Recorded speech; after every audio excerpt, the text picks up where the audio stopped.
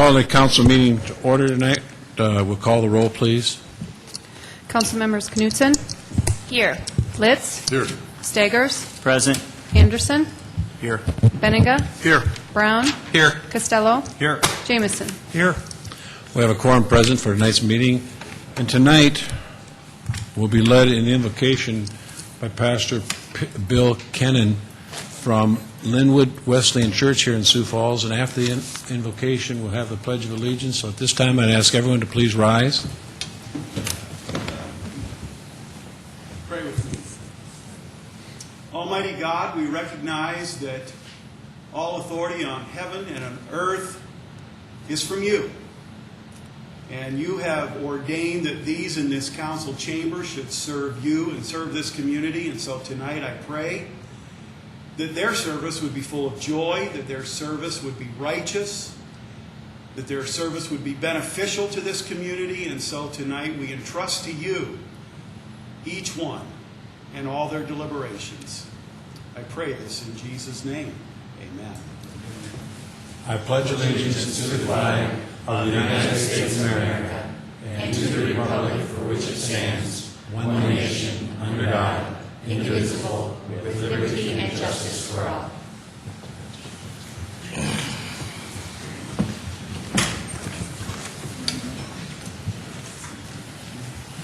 Okay, get started here.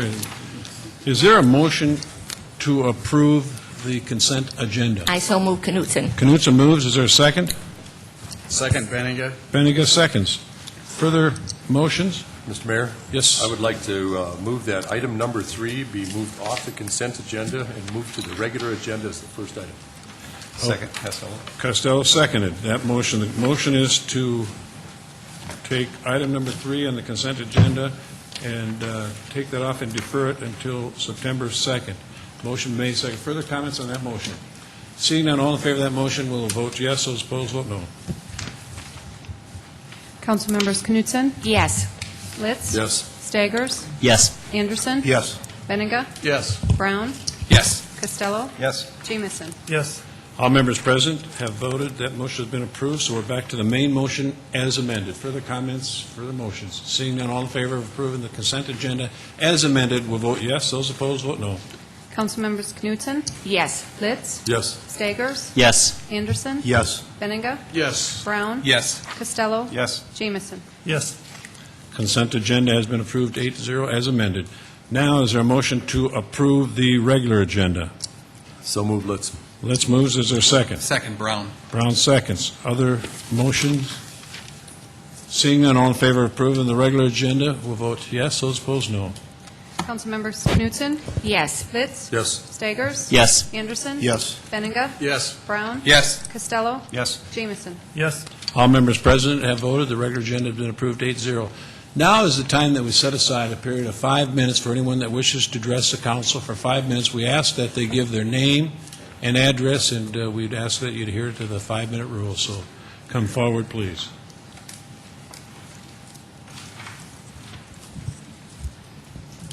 Good evening. My name is Cheryl Rath. I live at 1709 Fair Lane. 3 weeks ago, I gave public input regarding CityLink. Once again, I am here about CityLink. At last week's budget hearings, Chairman Litz announced that the hearings would be rebroadcast consecutively at 5 p.m. Friday, August 8th, and Sunday, August 10th at 10 a.m. Neither rebroadcast happened.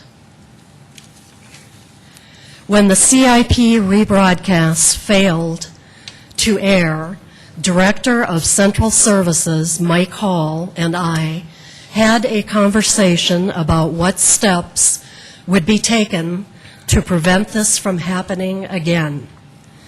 One of Director Hall's responsibilities is to manage CityLink. He is paid $107,000 tax dollars per year. Obviously, neither he nor any of his 3 staff members bothered to actually turn on a television to monitor these 4 rebroadcasts. All 4 budget hearings were listed with the correct times on Channel 6, Cable's TV Guide. As of now, 4 of the most critical council meetings for 2008 have not successfully been rebroadcast as originally announced. My understanding is that one of the council's goals is transparency. Is this what you call transparency? Does anyone have any questions? No, I was just looking around, Cheryl, to see if Mike is here, and I don't see him. He was supposed to, I thought he was going to be here tonight, so. And I can give you a listing of what was on. It was the regular programming Well, we'll get, you for know, 12 you were- hours. You were here a couple weeks ago, I know that, and so we'll get back on it, and But I that's don't the, know, I don't have that's an the answer same for you. response that I got 3 weeks Well, ago. Well, that's all I can tell you, so we will check into it again, because I want to find out what happened myself, so I don't have the answer for you, but I will Okay. find out. Other questions, Cheryl? Go ahead. Yeah, I can just verify what Cheryl said, at least for Sunday. I tuned in at 11:30 on Sunday morning, and there was no budget hearings, and also I tuned back in at 1 p.m., so I don't know what was going on.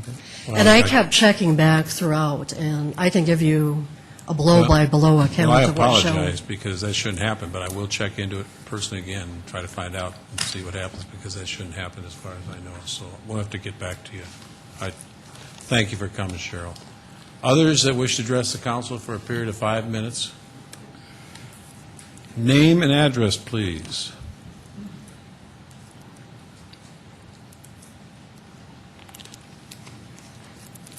My name is Carl Kroger. Do you need my address? Please. That's on the sheet, 2509 South Alpine Avenue here in Sioux Falls. I am a seminary student finishing up my 3rd and final year, and I'm here this evening to voice some brief comments of concern about the proposed sales tax increase. It's my understanding that you're considering raising the second penny sales tax. I realize that taxes are a good and necessary thing, and that they help to provide many of the services that I appreciate and enjoy, and the parks and many other things in this city. I also realize that the amount of the proposed increase may seem insignificant, but the reality is people are working hard enough to get by as things are. 0.08% may seem small, but when you consider the fact that many families in this city are struggling, and with the current situation of the economy, this change, I believe, is a change in the wrong direction. It seems to me that perhaps the City Council might consider ways and methods of reducing the tax burden at this time. I hope that as families try creatively to find ways to live within their budget and to stretch the dollars that they have, the City of Sioux Falls can also find creative ways to live within their budget. Thank you for your time and for your service. Thank you very much for coming down. Appreciate it. Others that wish to address the council for 5 minutes, name and address, please. Okay, I see no one that is coming forward at this time. Okay, give name and address.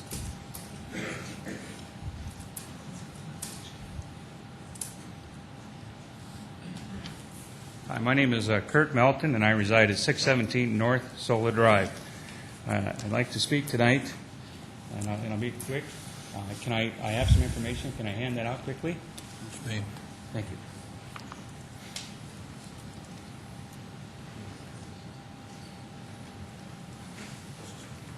I'll take a moment. Yeah, why? That'll save you some time.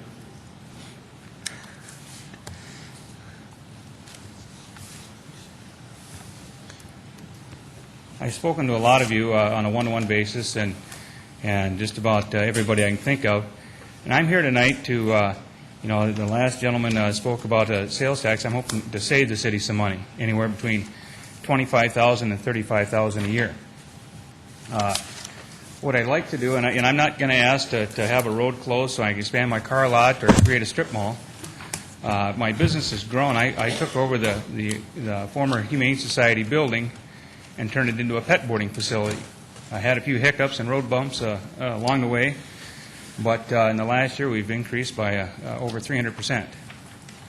So I've kind of outgrown the area that I've used to run my dogs, and I'd like to have a larger space to put dogs out and do some training and let the dogs run so they don't have to be in the dog runs all day long. And the map that you've got there is kind of some of the improvements that I've made, and would like to either lease, buy, trade, easement. And let me say, I'm not asking for anything that hasn't already been done for other people. And that's a whole other booklet. So. Well, thank you very much. Appreciate it. Do you have any questions? Thank you. More? Go ahead. Yes, I mean, with that, Okay. may I have there's a lease that was drafted to me, and so we're there. We're really close. What I'd like to do is expand the territory and increase the term of the lease. Is that possible? You know what I would do, Milton? I would meet with Mike Cooper or tomorrow, or talk with our legal people. Come and see our legal counsel tomorrow and see what it is. You want Okay. to extend the lease, or I'd like to extend the lease for 50 years, or even a 20-year, 10-year, with certain conditions that if they're met, the lease gets extended. well, my advice would be to come and see the city attorney's office if you would. And Okay, yeah. I've been approached. I've been suggested that before, and that was one of my roadblocks. Well, there must be reasons, but that'd be my recommendation, because we have Okay. to have more information. So you do that, that'd be great. Mr. Chair, may I ask one question? You bet. You know, on the map that you submitted to us, you have the orange line being what the city has offered, agreed to, and you've got your red line. Your red line goes through state property. Do you have authorization from the state yet?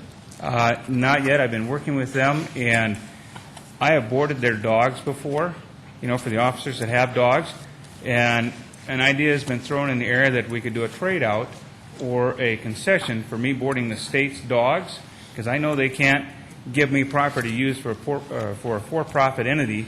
They can't do it. However, if I could give something to them, then we could go forward. So I've looked at that avenue. I'm sorry. Go ahead and finish. And it's just a small sliver, half a lot on the corner to eliminate the L shape that my fence would be. And the term of the lease offered by the city is 5 years? 5 years with no renewal. And I've been open, I've had the building for 6 years, and I've been working on this for about 2.5 years, and this is all the farther that we've progressed.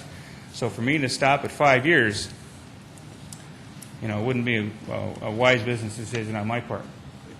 The improvements that you want to make are essentially amount to expanding a fence, right? Expanding a fence, you bet.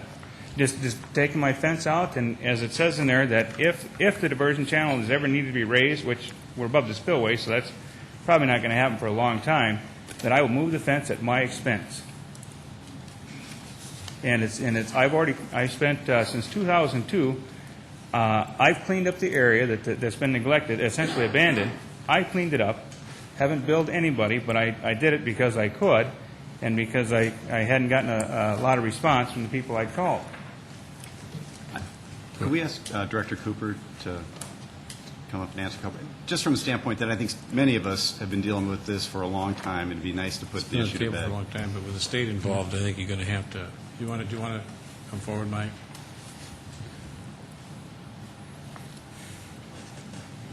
Mike, obviously we have no way to control the state's decision, but why are we only offering a 5-year? Why not a 10-year? Or why not something else? Mike Cooper, Planning and Building Services. This issue goes back to a number of years ago when I was still with the Parks Department, and Mr. Melton acquired the Humane Society property, approached us about wanting to put up this additional fence to expand the dog area.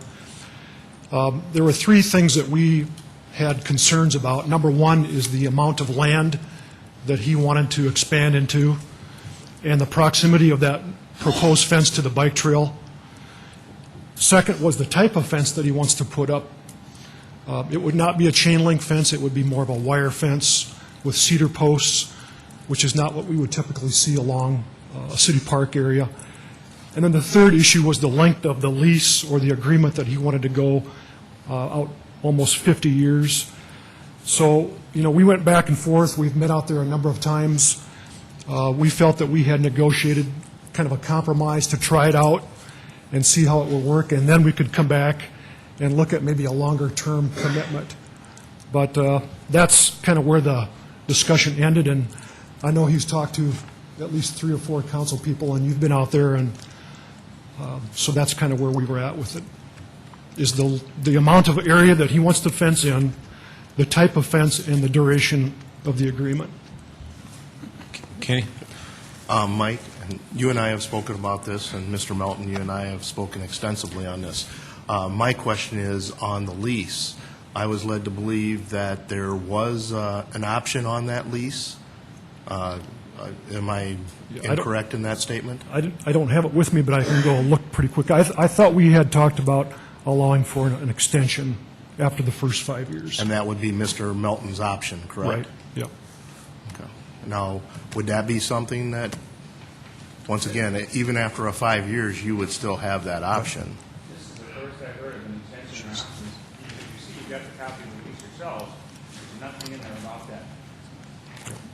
Yeah, I guess I wasn't prepared tonight to enter into some additional negotiations on this. So. And to do it right, and for Mr. Melton, and to do it in the way that needs to be done, why don't you set a meeting with the city attorney and talk about it, because you got the state involved in this, and we can't control the state. I mean, that's one thing we can't do. So my recommendation would be to do that, Milton, if you would. I'm willing to, in worst case scenario, take the state property out of there, and then I'll go back to them.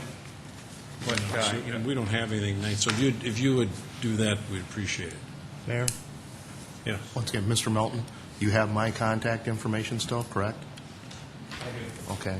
Please keep me involved in this, and I will work with you and the city attorney, then we'll see if we can get this resolved for you.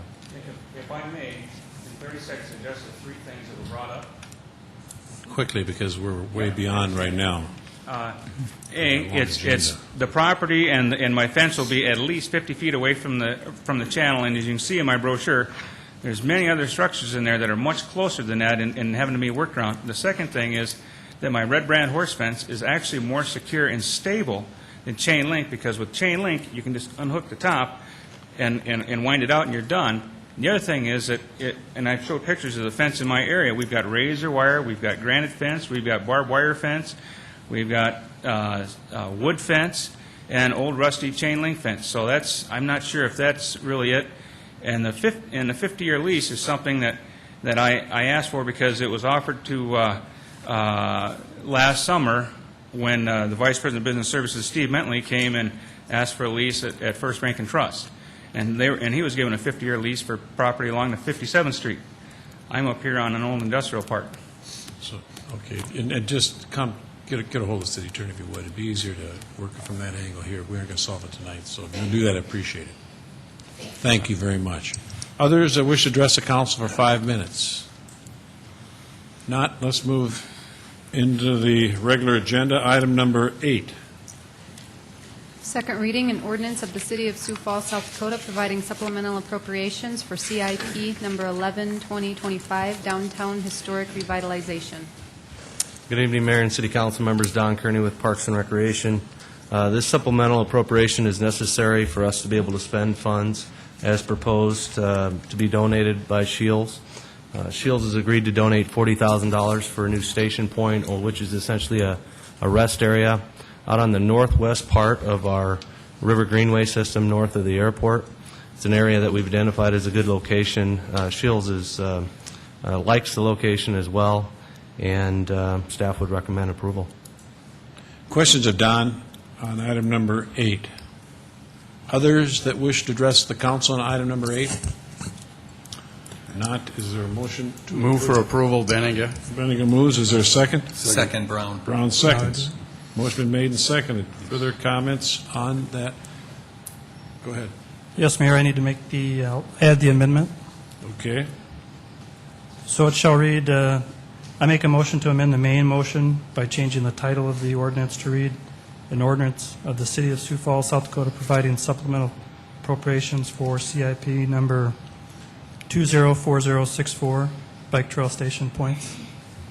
Okay, you'd amend the downtown historical revitalization to bike trail station points. Second. Second by Costello. Further comments on that motion to amend? If not, all in favor of the proposed amendment will vote yes, those opposed vote no. Councilmembers Knutson? Yes. Litz? Yes. Staggers? Yes. Anderson? Yes. Benega? Yes. Brown? Yes. Costello? Yes. Jamison? Yes. All members present voted. That motion has been approved 8-0. We're back to the main motion as amended. Further comments? Not all in favor of approving item number 8 as amended will vote yes, those opposed vote no. Councilmembers Knutson? Yes. Litz? Yes. Staggers? Yes. Anderson? Yes. Benega? Yes. Brown? Yes. Costello? Yes. Jamison? Yes. All members present have voted. Item 8 has been approved 8-0. Item number 9. First reading, an ordinance of the City of Sioux Falls, South Dakota, amending the revised ordinances of the city by revising Chapter 5, alcoholic beverages, by replacing light wine with wine retailers in conformance with state law.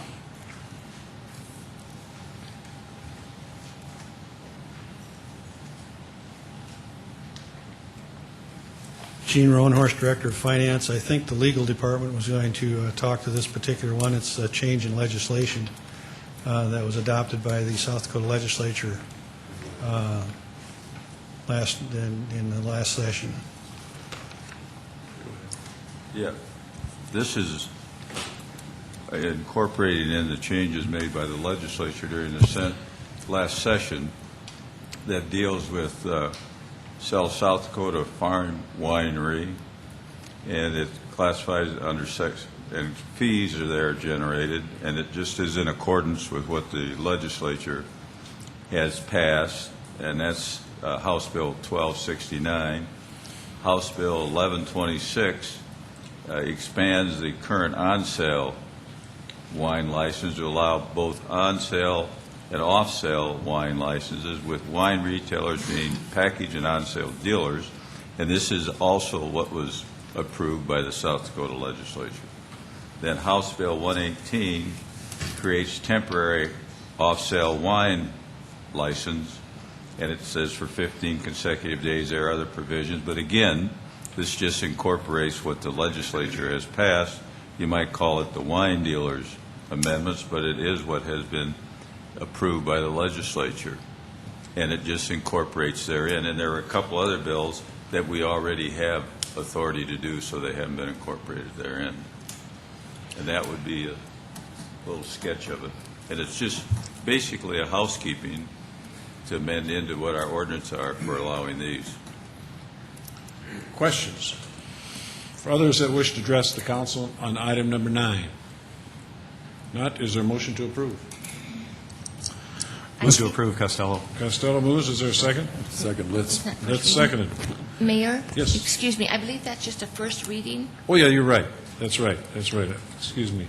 So that's the first reading. Is there, can I ask the maker of the motion, Councilmember Costello, and the second of the motion, Litz, if they would mind if we set the hearing date for the first reading for August 18th for item number 9? Is that okay?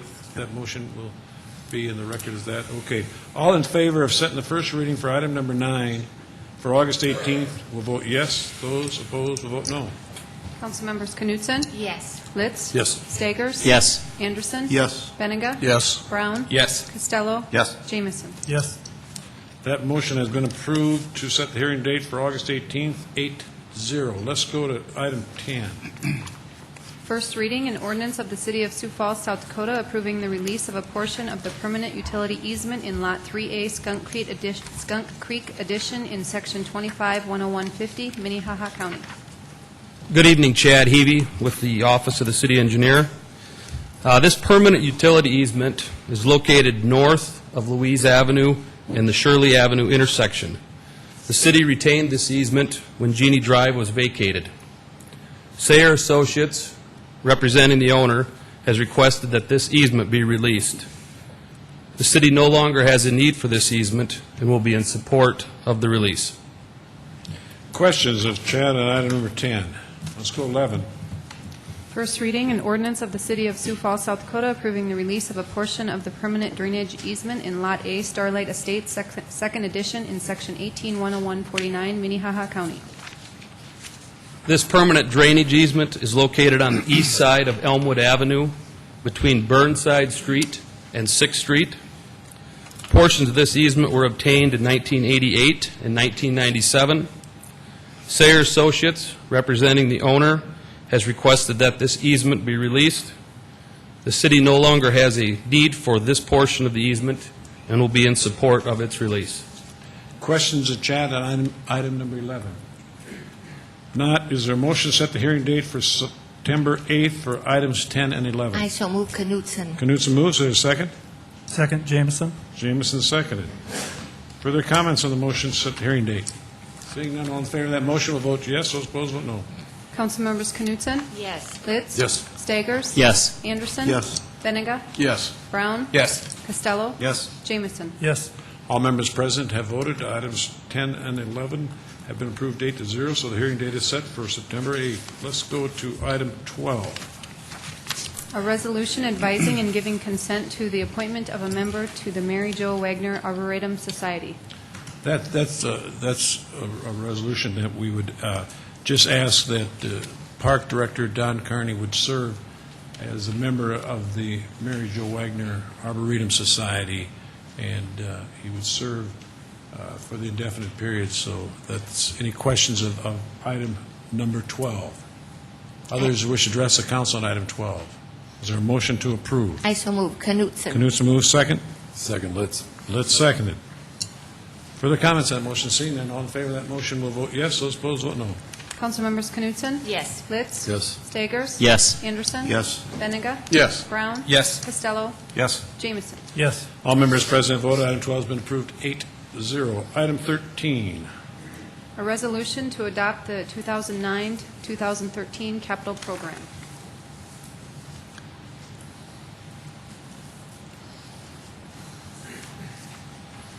This is a resolution to adopt the 2009 through 2013 capital program of the City of Sioux Falls.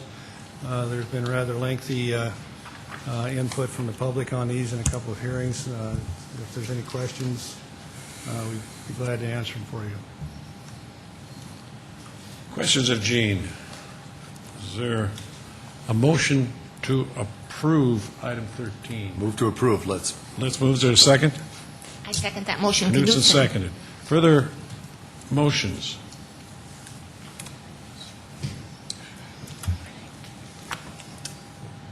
Mr. Mayor, I have a motion. Okay. Would the Assistant Clerk please read it?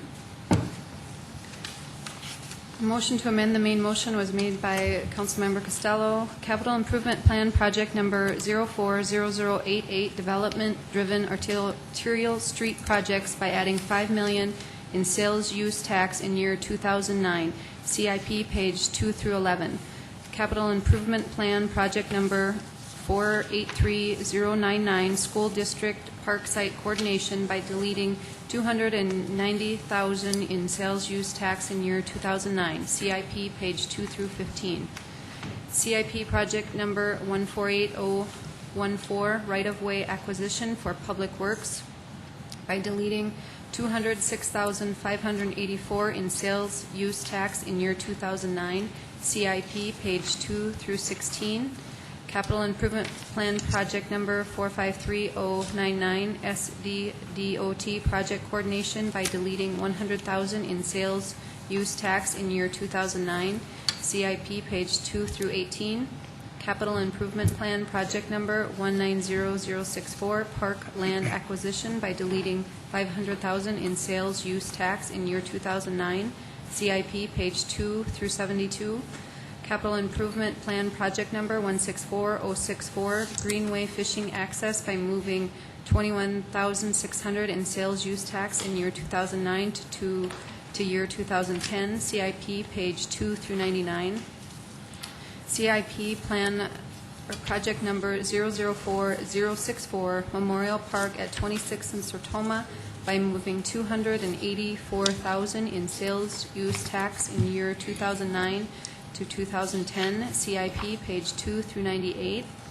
CIP project number 030064, development of play structures by moving $239,800 in sales use tax in year 2009 to year 2010. CIP page 2 through 94. CIP project number 180064, Jefferson Park improvements by moving $310,500 in sales use tax in year 2009 to year 2010. CIP page 2 through 92. CIP project number 072064, Cherry Rock Park improvements by moving $197,430 in sales use tax in year 2009 to 2010. CIP page 2 through 91. CIP plan project number 155064, McCart Field improvements by moving $406,426 in sales use tax in year 2009 to year 2010. CIP page 2 through 90. Capital Improvement Plan Project Number 082064, Faywick Park improvements by moving $235,360 in sales use tax in year 2009 to year 2010. CIP page 2 through 89. Capital Improvement Plan Project Number 113064, Prairie Meadows Park by moving $294,300 in sales use tax in year 2009 to year 2010. CIP page 2 through 88. CIP Plan Project 011064, Terrace Park Development by moving $1,044,400 in sales use tax in year 2009 to year 2010. CIP page 2 through 86. CIP project number 178064, Park Roads and Parking Lot Rehabilitation by moving $369,600 in sales use tax in year 2009 to year 2010. CIP page 2 through 83. Other capital expenditures plan, fire, by moving $100,000 in year 2009 to year 2010. OSEP page 3 through 5 and 3 through 6. Other capital expenditures plan, police, by moving $100,000 in year 2009 to year 2010. OSEP page 3 through 9 and 3 through 10. Other capital expenditures plan, library, by moving $100,000 in year 2009 to year 2010. OSEP page 3 through 13. Other capital expenditures plan, Parks and Recreation, by moving $200,000 in year 2009 to year 2010. OSEP page 3 through 21, 3 through 22, and 3 through 23. Is there a second to the motion? Second. Motion been seconded. Further comments on the motion? Just, please, thanks, Roger. Go ahead. Well, for some time, the City Council has had the opportunity to hear from the administration on how far we are behind on development-driven roads, some $81 million over the course of the next 5 years. And we all know and we all enjoy the quality of life of the park system in the city of Sioux Falls. I, for one, and my family are a great beneficiary of the park system. In the last week, we have visited the bike trails, we have visited a number of different parks, visited the zoo, and I can all but assure the citizens that there is no heavier of a user of a park system than my family. But we also know that we have other needs in the city, roads and infrastructure. What I don't think some people understand is that our capital improvement budget is $170 million, of which 41%, almost 42%, goes to roads. I think it should be higher. Of that capital improvement program, of the second penny, $46 million comes in, of which 61% is spent on streets and highways. I think that number should be higher. We as a city have limited resources. We enjoy a very good quality of life, but we still have limited resources. We have to reprioritize some of our goals and aspirations of what we want and aspire to be, so that we can continue to put down the development. We've heard a lot of talk about housing starts being off. Well, that may be true, but the development community isn't slowing down. They continue to invest and to buy land and to build developments for our growth. Because we know that 6 months, a year from now, our housing starts are going to be right back where they were, and we need to be prepared for that. We also know that the economy is not necessarily the best that it's ever been in Sioux Falls and the nation, and we don't know where that is going.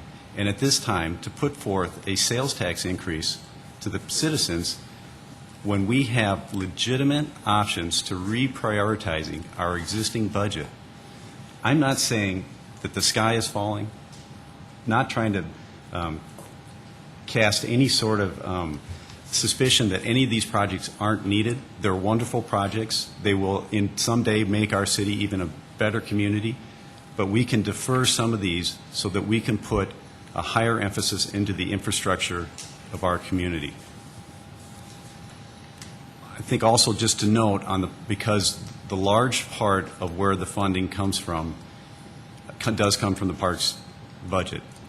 But over the last 10 years, we have put $150 million into our park system, and every penny was worth it. So for us to, in 2009, essentially trim $3.5 million out of that budget doesn't seem like a great sacrifice, because we can make that up in subsequent years. When the economy turns around, as our growth continues, we can work ourselves out of it. We can catch up with our roads. We can accomplish this without raising a second penny sales tax. I have proposed $5 million worth of cuts, reprioritizations. We know we need $3.8 million to fund the deal with the developers that the administration has made. I think that deal to raise money for development is widely accepted by the council as a good plan. The real crux is in how we come up with our share of the money, $3.8 million. And here I propose $5 million.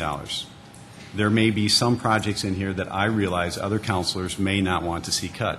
That's why I propose more. And I certainly have my own ideas on where we can trim down this $5 million. And I would ask any councilors with a concern to voice their concerns on how we could do that. But I know that there is at least $3.8 million in my $5 million proposal that we can use to reprioritize our budgets to save a tax increase. Questions of Councilmember Costello? Go ahead. Maybe if I could get clarification from the Parks or the Street Department on this $3.8 million that is proposed for the. Is that directed to Mark? Yes, Cotter, Mark, please. Sorry. Director Cotter. Okay. I know Pat had talked about how this plan is built upon this $3.8 million funding. Exactly what did that panel that you put together come up with? Mark Cotter with the Office of Public Works.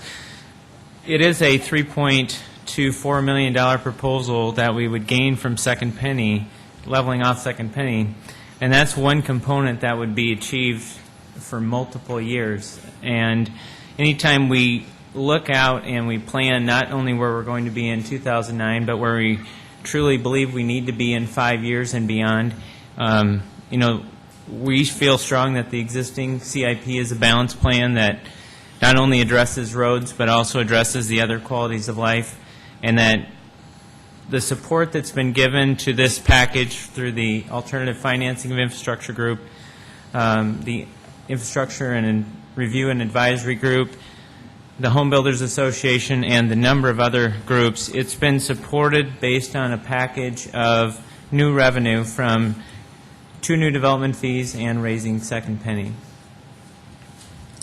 Go ahead. Just help me understand, though, and maybe Pat, how we can keep this kind of going ahead. If we get 3.8 this year, 3.8 next year, will that work for the developers and the other community as far as continuing this funding for the roads? Or, I'm concerned about next year, I guess is what I'm after. I understand 2010, you're talking 2010. Right. I guess the heart of the matter is, what do we do next year? Are we prepared for that next year? And does that really meet our goal of providing new streets for these new developments? I guess that's what I'm trying to get to the bottom. Okay. Councilmember Costello, go ahead. First of all, I don't think anybody can, with a straight face, rationalize that cutting $3.5 million out of the parks system will, throw the balance of the city off kilter and somehow result in, a downfall. I mean, this is still leaves $6.5 million in the park system. This year, as I said, 61% of our second penny sales receipts go to streets and highways.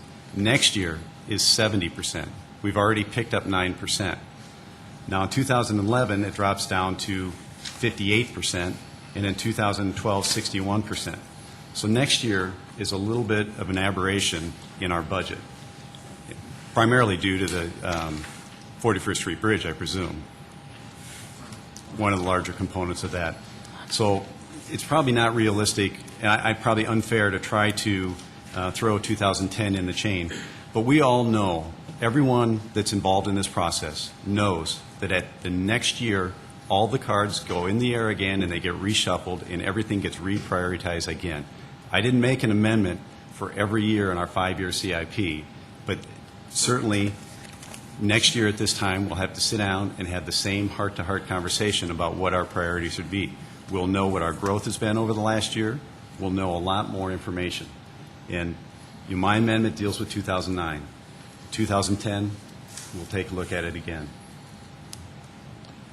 But there is a significant more amount of money programmed into roads in 2010 versus 2009, and the out years as well. Further questions? Others that wish to address the council on specific projects or the total of all the amendments? Come forward, give your name and address, please. I'm Roger Algers, my address 3504 South Alpine Avenue. I wanted to talk about the CIP budget as far as borrowing money for it. Is that close enough to the same subject? Because there's a proposed borrowing in this part of the budget? Or should I come at a different time? For you, Roger, go ahead. Okay. The last 2 years, we borrowed money for CIP projects, and it's proposed to do that again this year. And I see that you have you hired a consultant to decide how much borrowing power you have. Excuse me. And I remember taking economics courses in 4 colleges and universities, and 2 of them, professors said the same thing. They seen I could analyze, and they seen I had an independent mind. And they says, if you think too independent, you're not going to be a consultant very long if you want to do that, because if you don't tell them what they want to hear, you won't get hired again. And so when I look at how much they say you can borrow when times are at least reasonably good yet, and I've seen bankers change their mind drastically on people's borrowing ability. If you want to buy an SUV now, it's not going to be as easy to get a loan. If you want to buy a house now, it's not as easy. When I was farming in the 80s, it just changed totally from what the bankers' attitude was in the 70s. So either this downturn in the economy or any other one, if they look and see that you had to borrow money for regular CIP programs in good times, and the times get slow, and you want to build an event center to put construction back to work, or you want to borrow for anything, they're going to tell you that if you had to borrow in good times, how can you make payments in bad times for more loans? So your borrowing ability goes down a little every time you borrow some money. But when the economy changes, you're suddenly on the wrong end of it when you thought you were good a couple years ago. So just something to consider with planning budgets in good times. Questions of Roger? Thank you, Roger. Others that wish to address the council on the amendment that we have before us?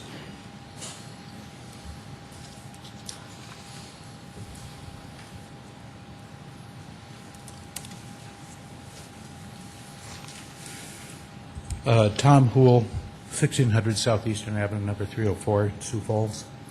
One of the items in here, and it's not as big as some of the others, affects the library, and it affects the operating funds for the library in the amount of $100,000. Now, the problem with that for us is that much of that money in that particular CIP goes for books, materials that are necessary to stock the library. We'll have the reopening of the downtown library about that time, and if the West Side Library branch goes through, we're going to be working with that. We're really concerned about what this will do to our ability to provide the resource materials when this cut goes through. $100,000 is not a lot, but when you take we have about $500,000 and some budgeted for that item, so it's a fair amount of that money that we're talking about, and we would like to see that money stay in the budget if at all possible. Question, Tom? Go ahead. Yeah, Tom, what are you talking about specifically here in... I can't give you the number specifically, Kermit. Okay.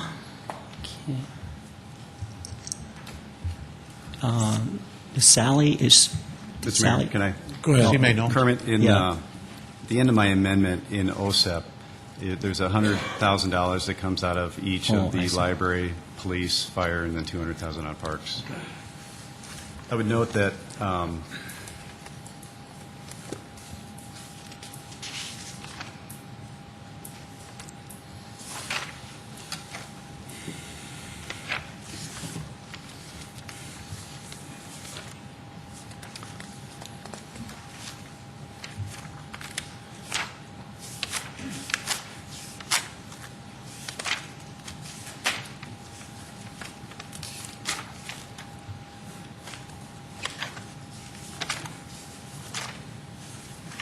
you get like 600, 700,000. Yeah.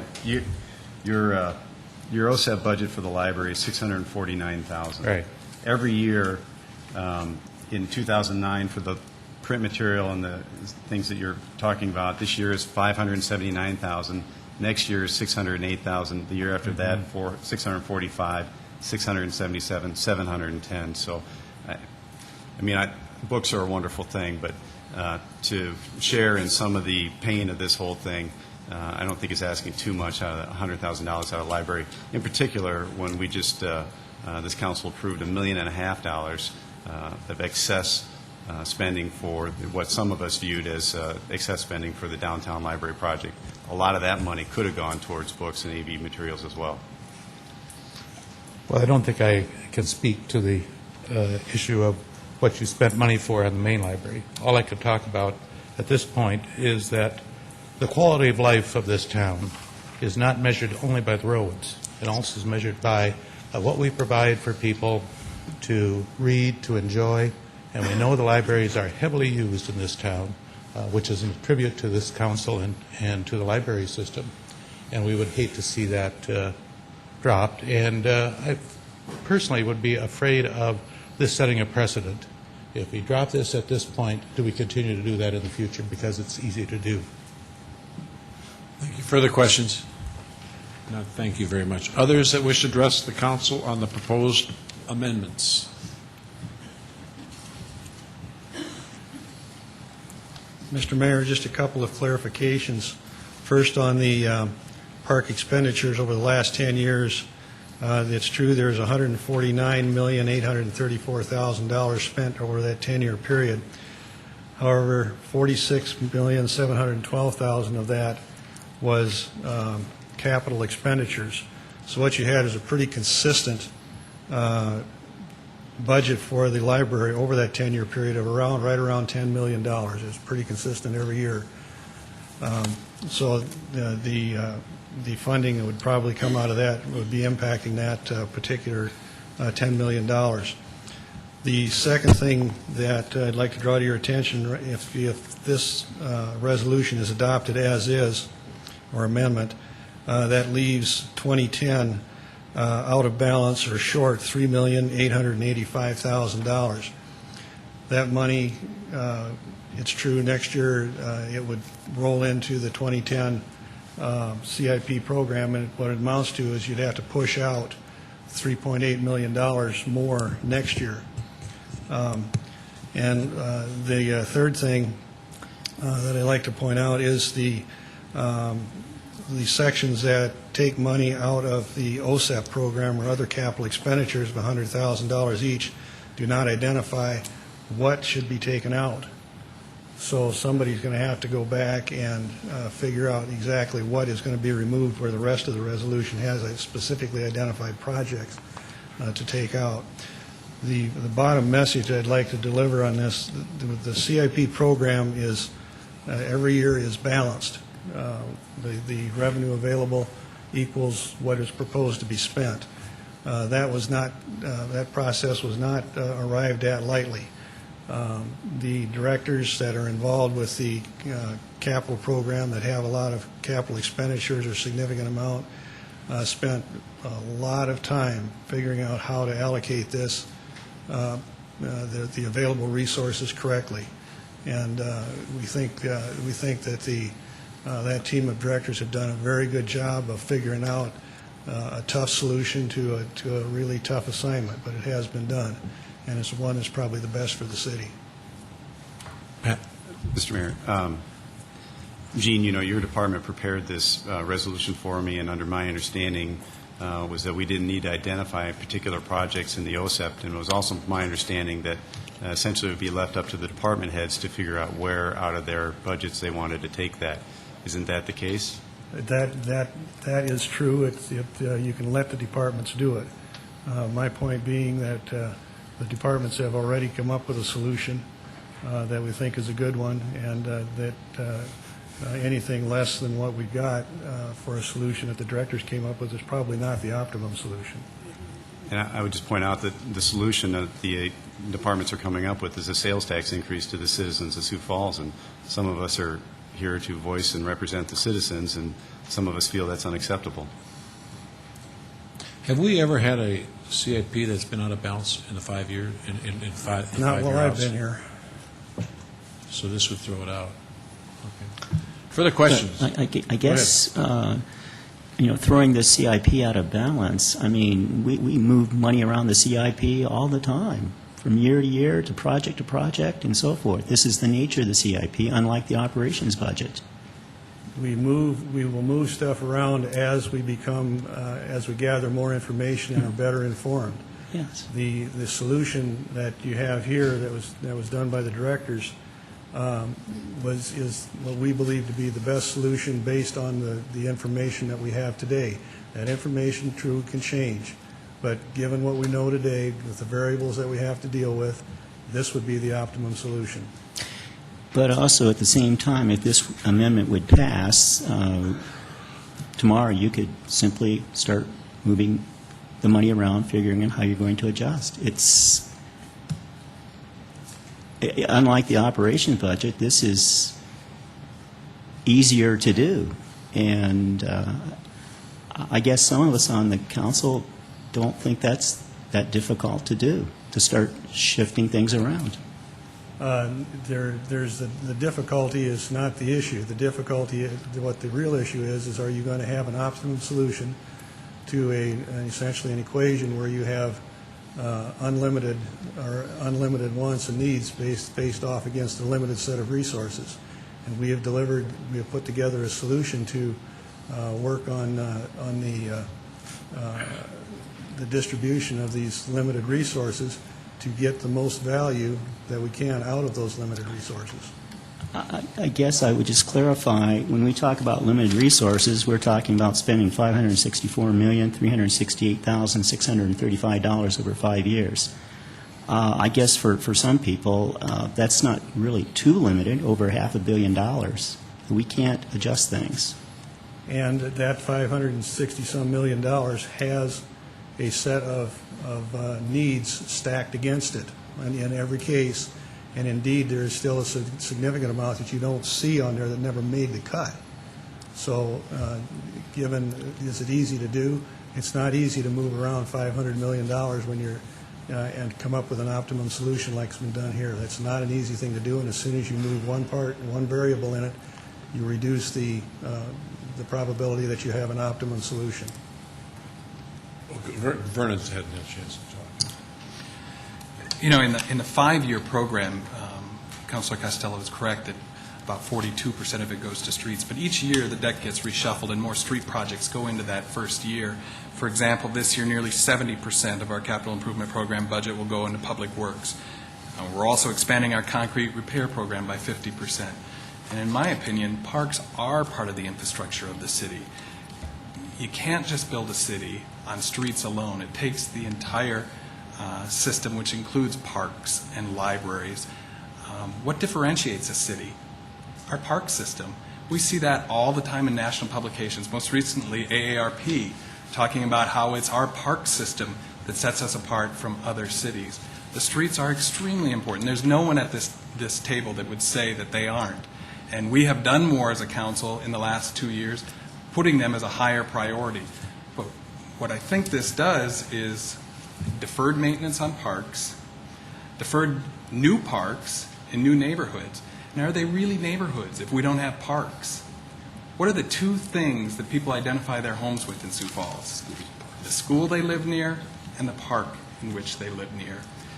And that couldn't have been demonstrated more clearly this weekend than the celebration of McKinnon Park. Our city survey said it very clearly. 92% of our citizens visited city parks. Almost half of them participate in a park program. This is not a long-term fix for our budget issues.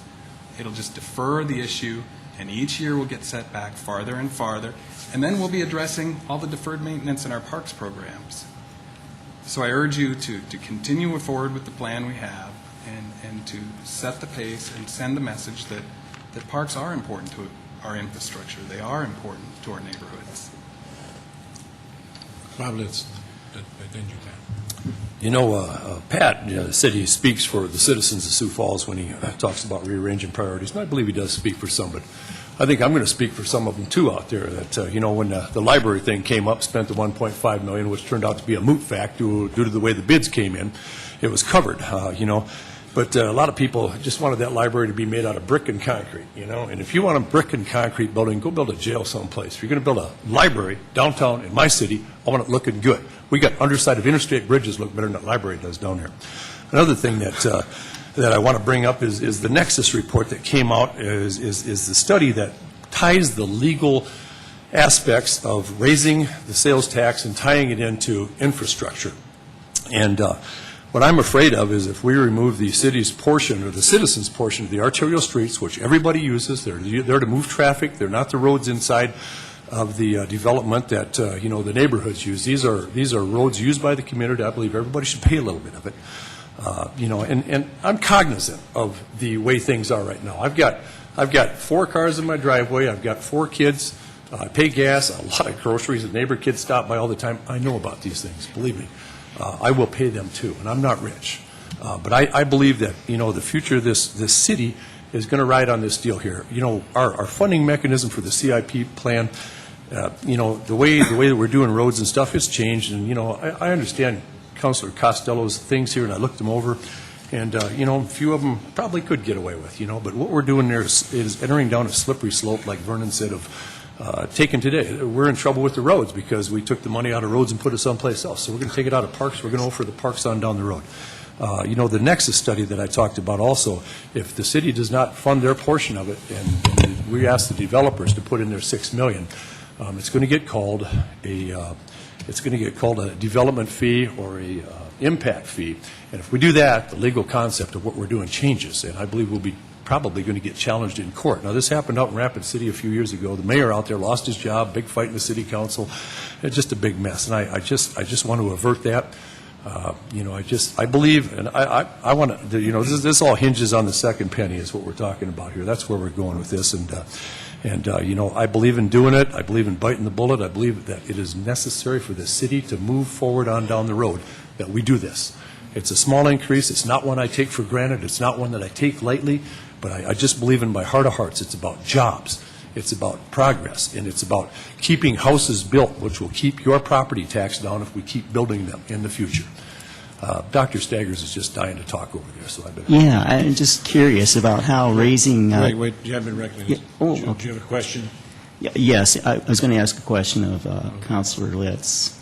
How raising what we call development fees, which are really development taxes, helps increase the number of houses we have in Sioux Falls, because what's going to happen with these development taxes, and you can disagree with me if you want, but these development taxes that are going to be possibly put in place are going to be passed on to new homeowners or people buying homes, and that's not the direction we want to go in Sioux Falls. That's going in a direction where we're having higher housing. We want housing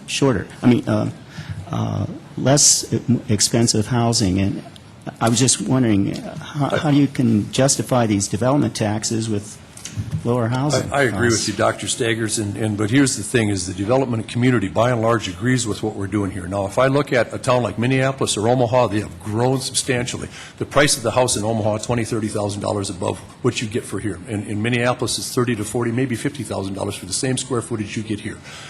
Their impact fees have gone up, their development fees have gone up, they've passed them on to the houses. I'm sorry, it has not stopped growth. It is, all we can do is just to try to slow it down, keep it as low as we can, and keep it going at the same time. And there's the balance. Try to keep it going. If you go too much the other way, I'm afraid we're going to stop it. It's a philosophical argument. It really is. Yeah. But I just look at all those guys out there that I know that work in this industry. I've been out there since 1992. The guys who pour the cement, the guys who run those tractors, the guys who cut those boards, the electricians that come in and wire it, the plumbers.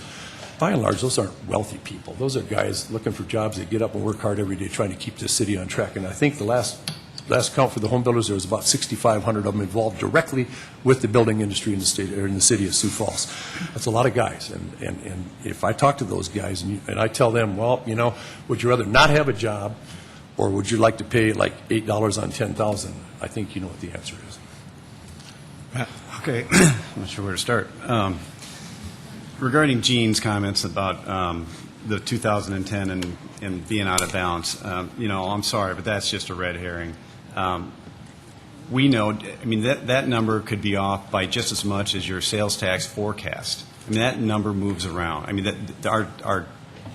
Our budget in 2010, 11, and 12 are estimates. We have to guess on what the growth is going to be, what property taxes are going to bring in, the whole 9 yards. So I don't accept that argument that is somehow a reason not to vote for the amendment. Regarding the priorities of the park system, with the exception of deleting the parkland acquisition, most of these changes are lower priority items. They're items in priority 29, 28, 24. The one exception is the acquisition of parkland, which was $500,000. My proposal is to take $500,000 out of it to purchase parkland. In our 2008 budget, we have budgeted originally $362,800 for that. We added $2.3 million to that in 2008 for a total of almost $2.7 million. So to go the next year without the $500,000 for parkland acquisition does not seem to be a real stretch. Regarding Bob's comments on the 60-40 split, Kermit, I respectfully disagree with your. I know you're opposed to that. I believe it is a reasonable approach to funding infrastructure in the future, the development fees, and this is where we get our 40% to put into the deal to help fund that growth, because we do need the roads and the infrastructure for the future, and I agree with you on that. This is all about how do we pay for it.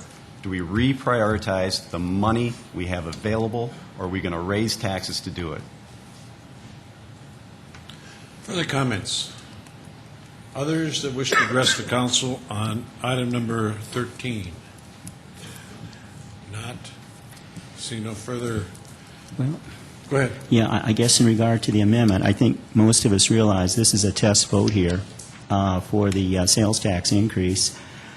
But also at the same time, I guess I see it also as a test vote for these new development taxes too. So it's amazing that we can talk about creating more progress and growth in Sioux Falls by raising taxes. And I would hope that my colleagues also take into consideration here that the economy in Sioux Falls is softening.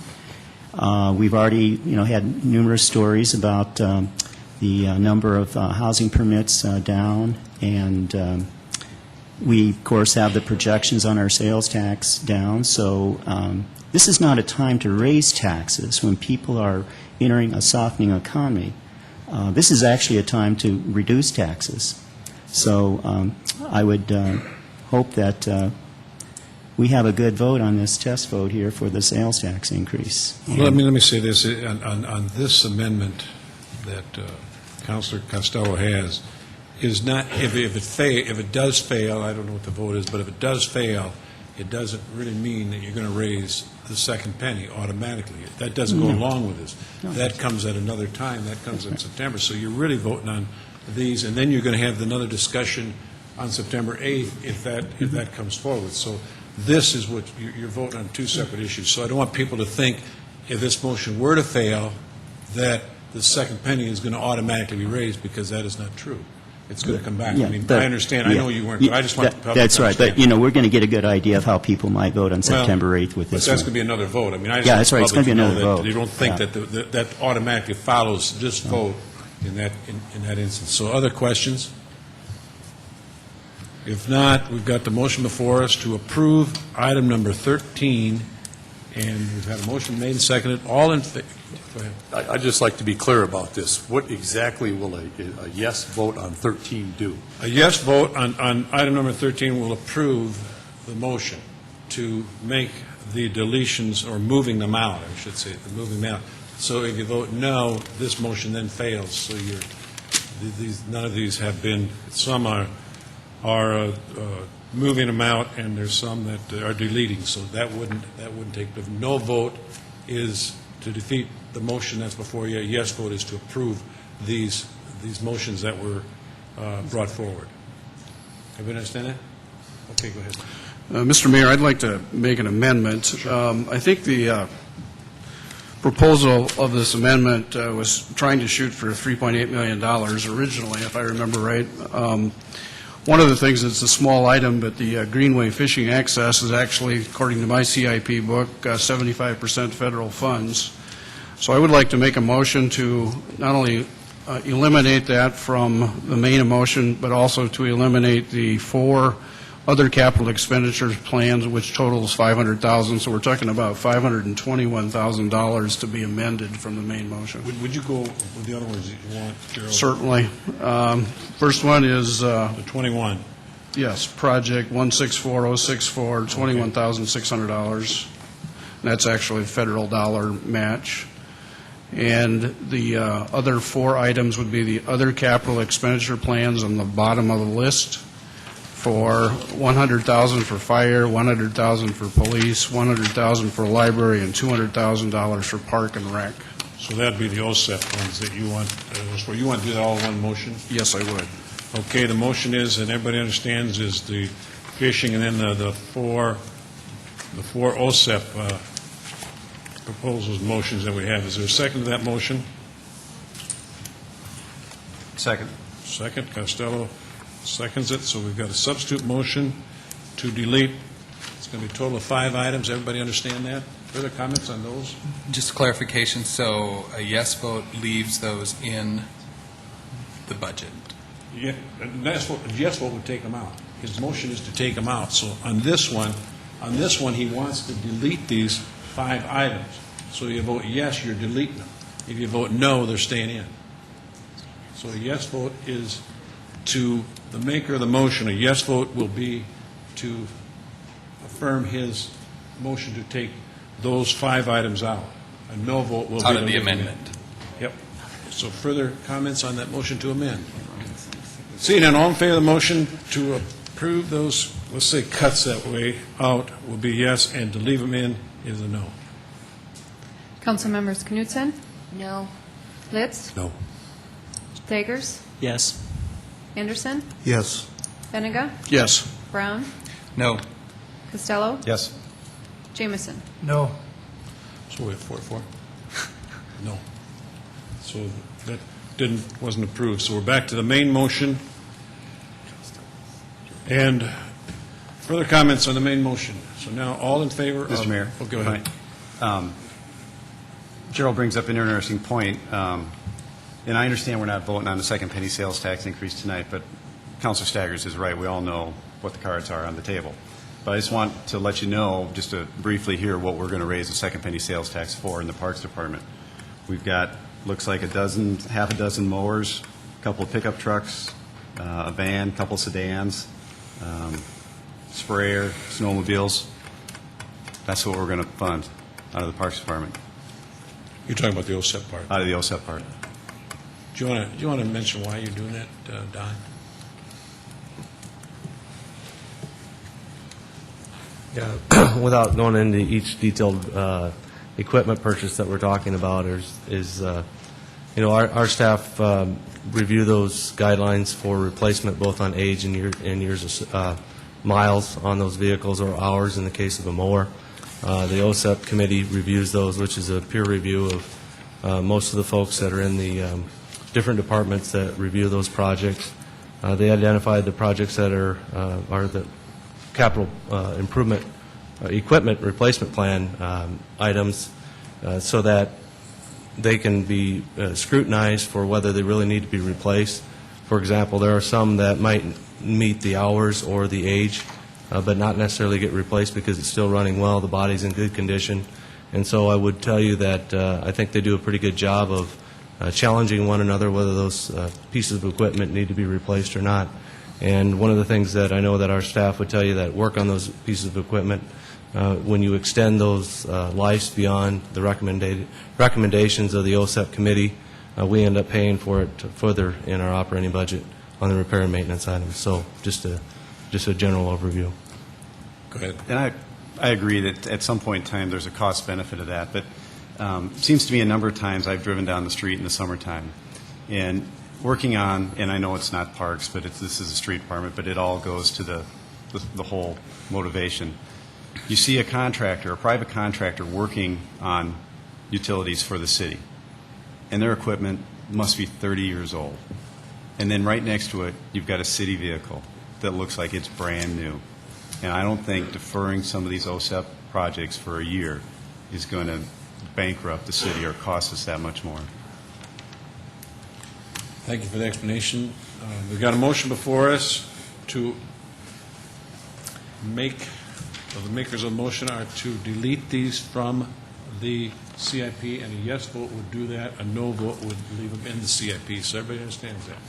All in favor of the motion will vote yes. Those opposed will vote no. Council members Knutson? No.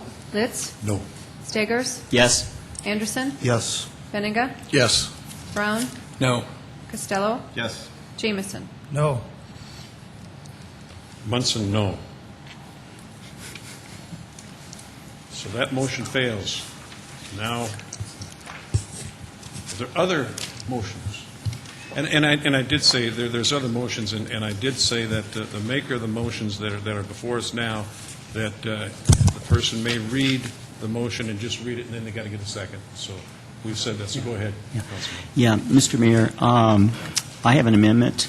I move other capital expenditures plan, snow gates, for $18,000 in the year 2009. Is there a second to that motion?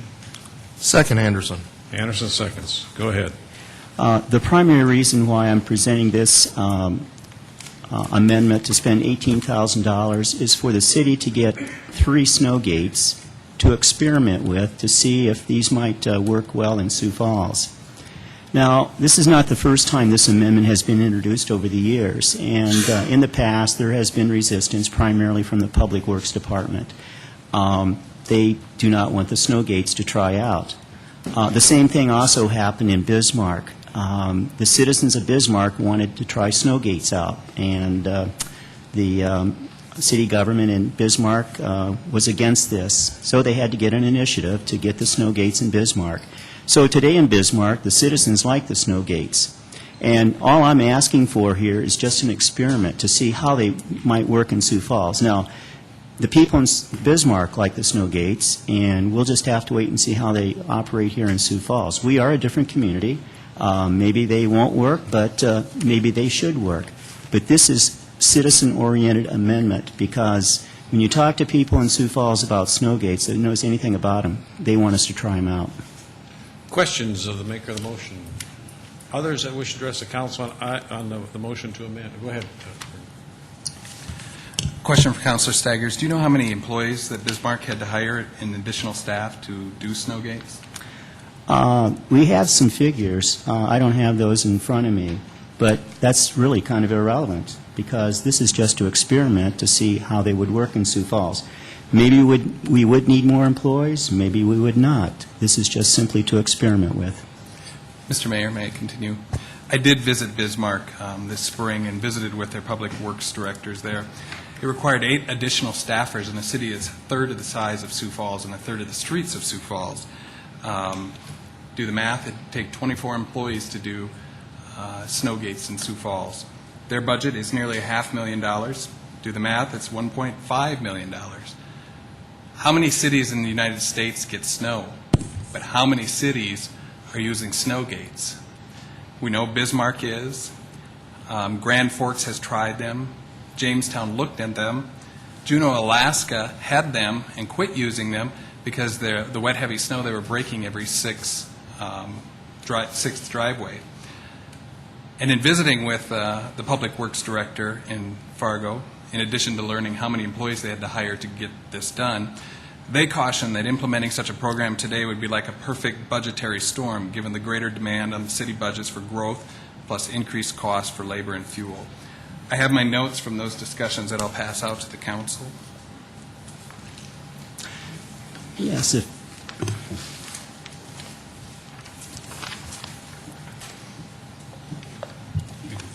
I'm done. Okay, go ahead. Yes. I guess that I guess I'm not overly concerned about spending $18,000 to experiment with 3 snow gates because what are we talking about here with this capital improvement program from 2009 to 2013? Well, once again, we're talking about over $500 million. So, I don't think the $18,000 is going to break the CIP budget at all. And once again, we are Sioux Falls, and it's important for us to experiment, to try to do things in Sioux Falls to help improve the life of the citizenry. So, once again, we're spending over $500 million here in the next 5 years. $18,000 is certainly not going to break the budget. Mr. Mayor, a couple of other points. Bismarck does not get much snow. I didn't know this. They have not had they have in their ordinance, they do not have to use the snow gates if there's a snow emergency. They've not had a snow emergency in the entire time that they've had the snow gates. In fact, they've not had more than 4 inches of snow in a day up there. So has it worked in their situation? Yes, but they don't get snow. That's the bottom line. Also, even with snow under 4 inches, the Public Works Department told me they do not work on triple-car driveways.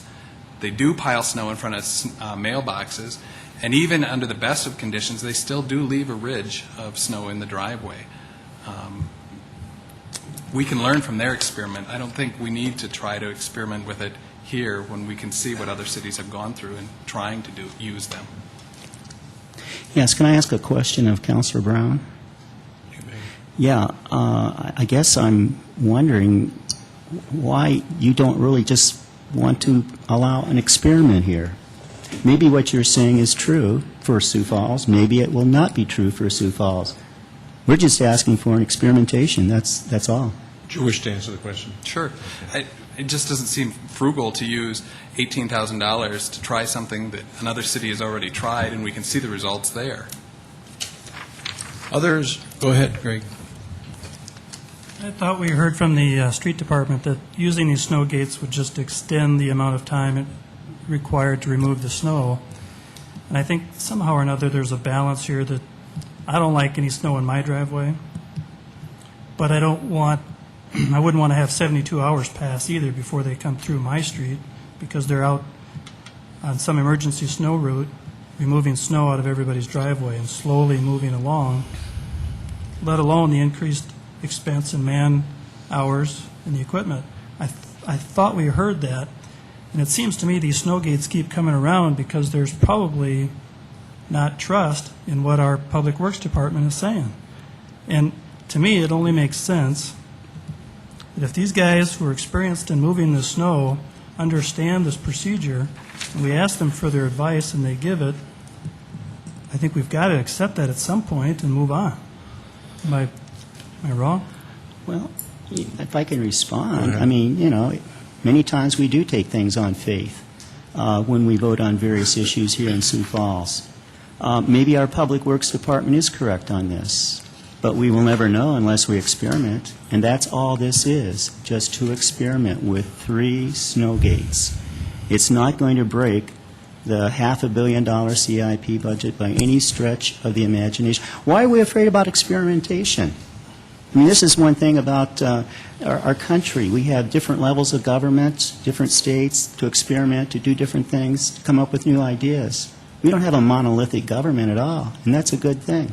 So, once again, all this is to experiment. Don't be afraid of experimentation. Don't be afraid of trying new things. Gerald? Well, I tried to bite my tongue, but I couldn't.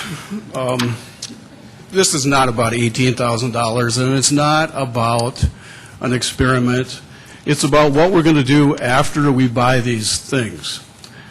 And it's a proven fact that they take 40% longer to move snow, so that's going to add 40% to our fuel cost and 40% to our man hours, the contract hours that we spend, not out of our capital, whatever that number Kermit quotes. It's about operating costs.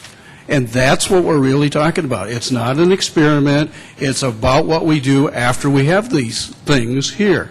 I've talked to people in Grand Forks, people I know personally, and they quit using snow gates on a lot of the streets because they didn't work. They went back with loaders to move the snow out of the driveways of people who complained that they used these after they used these snow gates. So it's not irrelevant. It's about spending 40% more for fuel when fuel costs are going nuts, 40% cost in labor costs when we don't have any more money in our operating costs. So please deny this request. Others that wish to address the council on the proposed amendment? Not. We've got a motion been made and seconded. Go ahead. I guess I seconded this for Councilman Staggers, but I will say that it appears that Councilman Brown has done his homework and provided us the information, including the contact number of the city administrator in Bismarck. So it's something that he's given us plenty of information to go by here. I don't think it's trust of our public works people or even an experimentation. I think we have to take a look at this information that's been given to us by Bismarck and go with that also, though, sir. Well, I guess if I could just respond. One of the problems that we oftentimes have here on the City Council is we don't get a lot of different points of view. And I think one of the most important things is that if we really want to debate this issue, that, we do bring in some people that are in favor of snow gates. All I'm asking for is just experimentation on our own. That's the only thing I'm asking for. But I think it would be healthy, in the future, if this amendment doesn't pass, to take a look at both sides of the issue instead of just having, maybe one side. We've got a motion before us, been made and seconded to approve the proposed amendment on snow gates. Further discussion? Seeing no further discussion. All in favor of the motion for snow gates will vote yes. Those opposed will vote no. Councilmembers Knutson? No. Litz? No. Stagers? Yes. Anderson? No. Benninga? No. Brown? No. Costello? No. Jamison? No. That motion failed. Next motion. Okay. I'd like to move capital improvement plan project, replace city sidewalks adjacent to privately owned land with funding of $100,000 in each of the years 2009 to 2013 for a total project cost of $500,000. Is there a second? That motion dies for a lack of a second. Next motion. I'd like to move an amendment, capital improvement plan project number 049012, Orpheum Seating, by moving $288,956 in year 2009 to year 2011, CIP pages 2 through 8, page 2-8. Is there a second? Second, Anderson. Anderson seconds. Go ahead.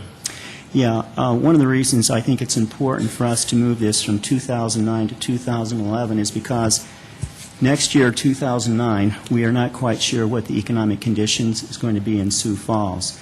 And so this is really, on the big scheme of things, really a minor project, and I think we can safely move it to the year 2011 to make sure that the economy here in Sioux Falls is doing okay, and the city is acquiring enough tax revenue. Questions of permanent Orpheum seating? Others that wish to address the council on the Orpheum seating? Go ahead, Craig. I just want to inform the rest of the council that I went over there today and sat in a few of those chairs for myself, and I bottomed out on quite a few of them, and I noticed stains on a lot of them. And I think if once the chairs are out, they can also do some maintenance on the floor. If you've all seen the floor out there, it's pretty rough. And I think we should just continue to build upon a jewel that we have, and I would recommend that we keep the funding for these seats.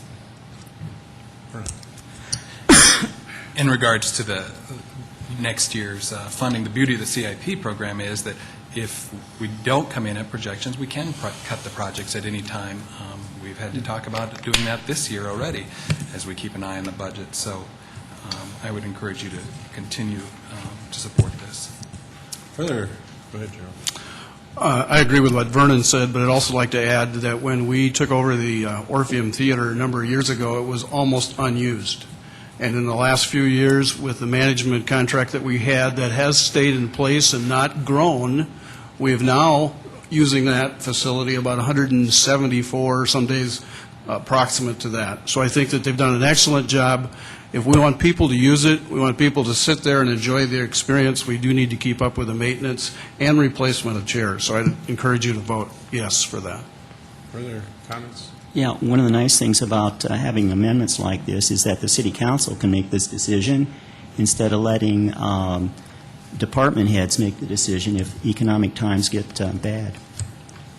Others wish to address the council on the Orpheum? Seeing none, we got a motion been made and seconded to delete the Orpheum. All in favor of the motion to delete?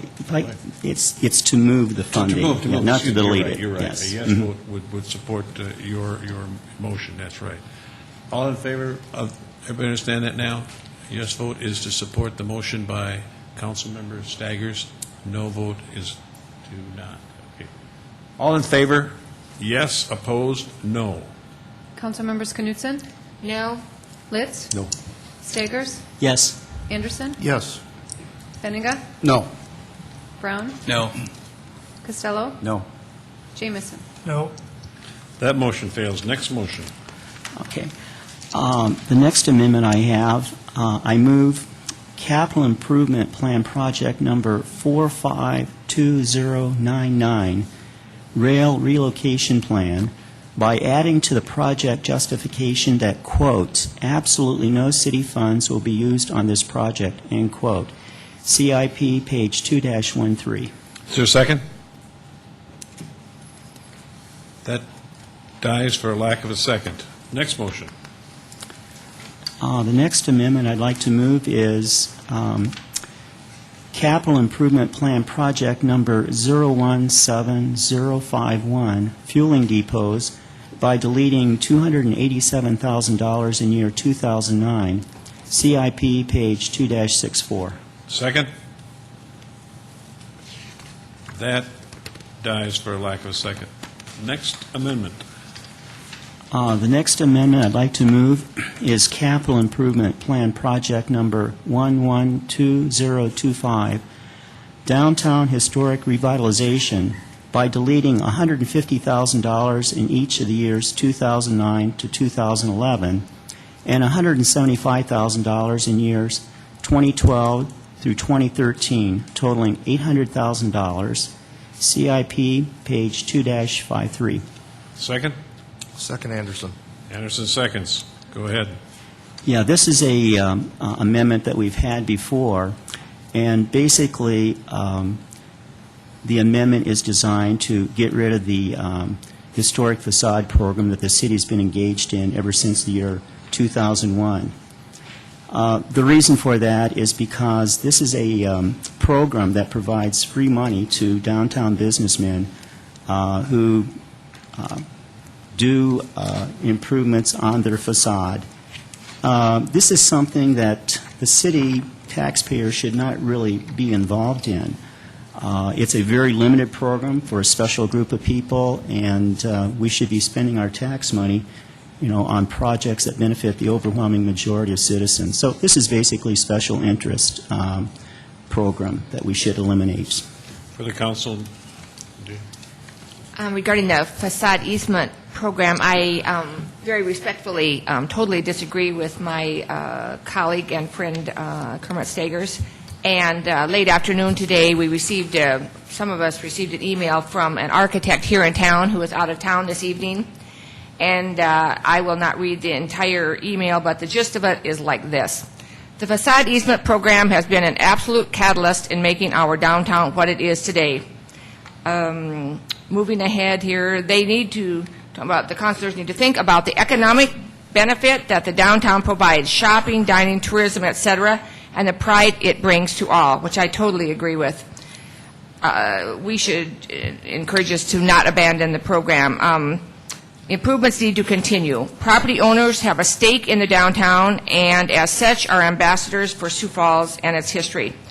The facade easement program has helped make this possible, and I'm almost finished.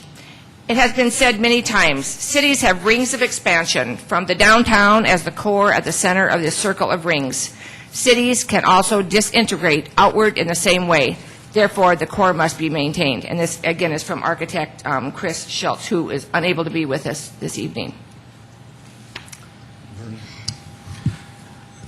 To characterize this as free money is a mischaracterization, because what actually is happening, taxpayers, the city and the taxpayers are buying the front of those buildings, the facade. We get one chance to save very few historic buildings in this community. Back in the 70s, urban renewal destroyed many of the courtside buildings that are in this community, destroying the character and the core of this community. There are very few of those buildings left, and this is a chance for our community to save those and the taxpayers to own those, so they can't be changed and destroyed in the future. That's our one chance we get. On top of that, this program has been a model for other communities. In fact, the mayor of Aberdeen called me to ask about our program because they want to implement the same program there. And Mayor Munsk maybe answered that I know they contacted his staff to find out exactly how we operate it. So it's been a model for other communities looking to develop their downtowns, much like we have in the success that we've seen. Further, well, just a comment, as I look downtown, I think our downtown looks great. It kind of blends together. I've had people comment on that, but what we're really doing here is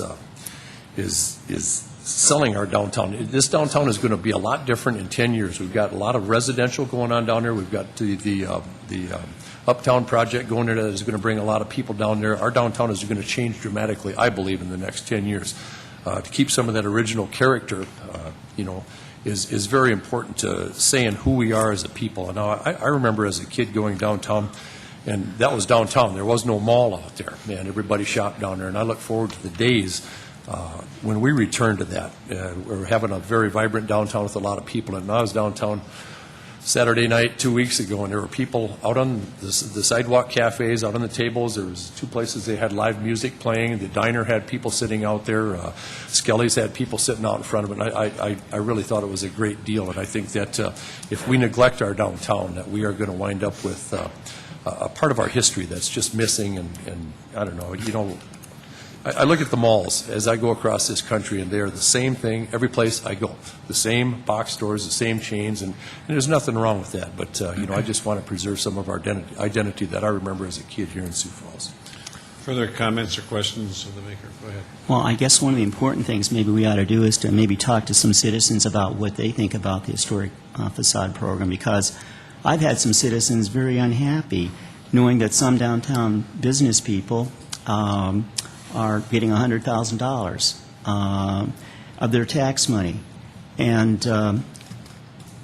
they don't like that at all. And so consequently, I think we ought to be very sensitive to some of the concerns that the citizens have about this very, very special interest program that benefits so few people. That's up to $100,000. I mean, it varies depending Oh, on the cost yeah, of the no, project. there have but been it's up to some 100, that so have it's gotten not- Everybody just didn't get Not everybody 100,000. gets 100,000, but some do. Some do. Go ahead. I would just like to say I'm teasing my colleague a little bit here, but I've been on the city council exactly as long as he has been, and I am accessible 24 hours a day, and sometimes should be sleeping when I'm answering city emails, actually.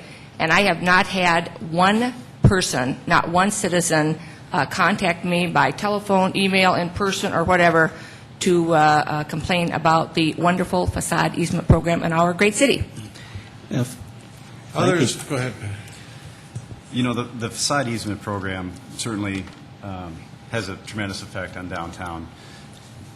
What I don't necessarily understand about it, and maybe this isn't the time or the place, but since we're talking about it, I'm going to make it, you know, why we have such a high demand for it, and why we would grant $100,000 to any one individual, and why we don't do 3 individuals at 33 and a third, or 2 at 50, and why we seem to have such a high demand. Why don't we spread that out and let them bid for the money?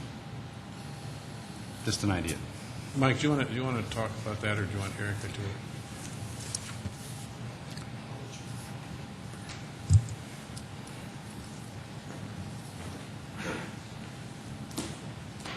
Erica Beck, City Planning. We don't do that for a couple of reasons, and one is because all these projects are different. You know, we have projects that come in, they're very, very small facades, so they don't have as much improvements to do. We've done everything from, I think, the lowest being $23,000 up to the highest being $100,000. Because every project is different, it's really difficult to say that, okay, we're going to limit our facade easement max to $33,000. I think the point is that the property owner is actually selling us the control over the facade of their building. And in order for them to do that, in some cases where they're spending millions of dollars on the restoration of their building, they're not going to do that for $33,000. And so for us, it's an incentive tool. The goals of the program is economic revitalization of, you know, the downtown area, and it's also historic preservation, which that doesn't just apply to specific property owners. It applies to a property owner that owns a historic building. And in some cases, it's applied to people that have owned a building that was historic, but it wasn't necessarily on the National Register.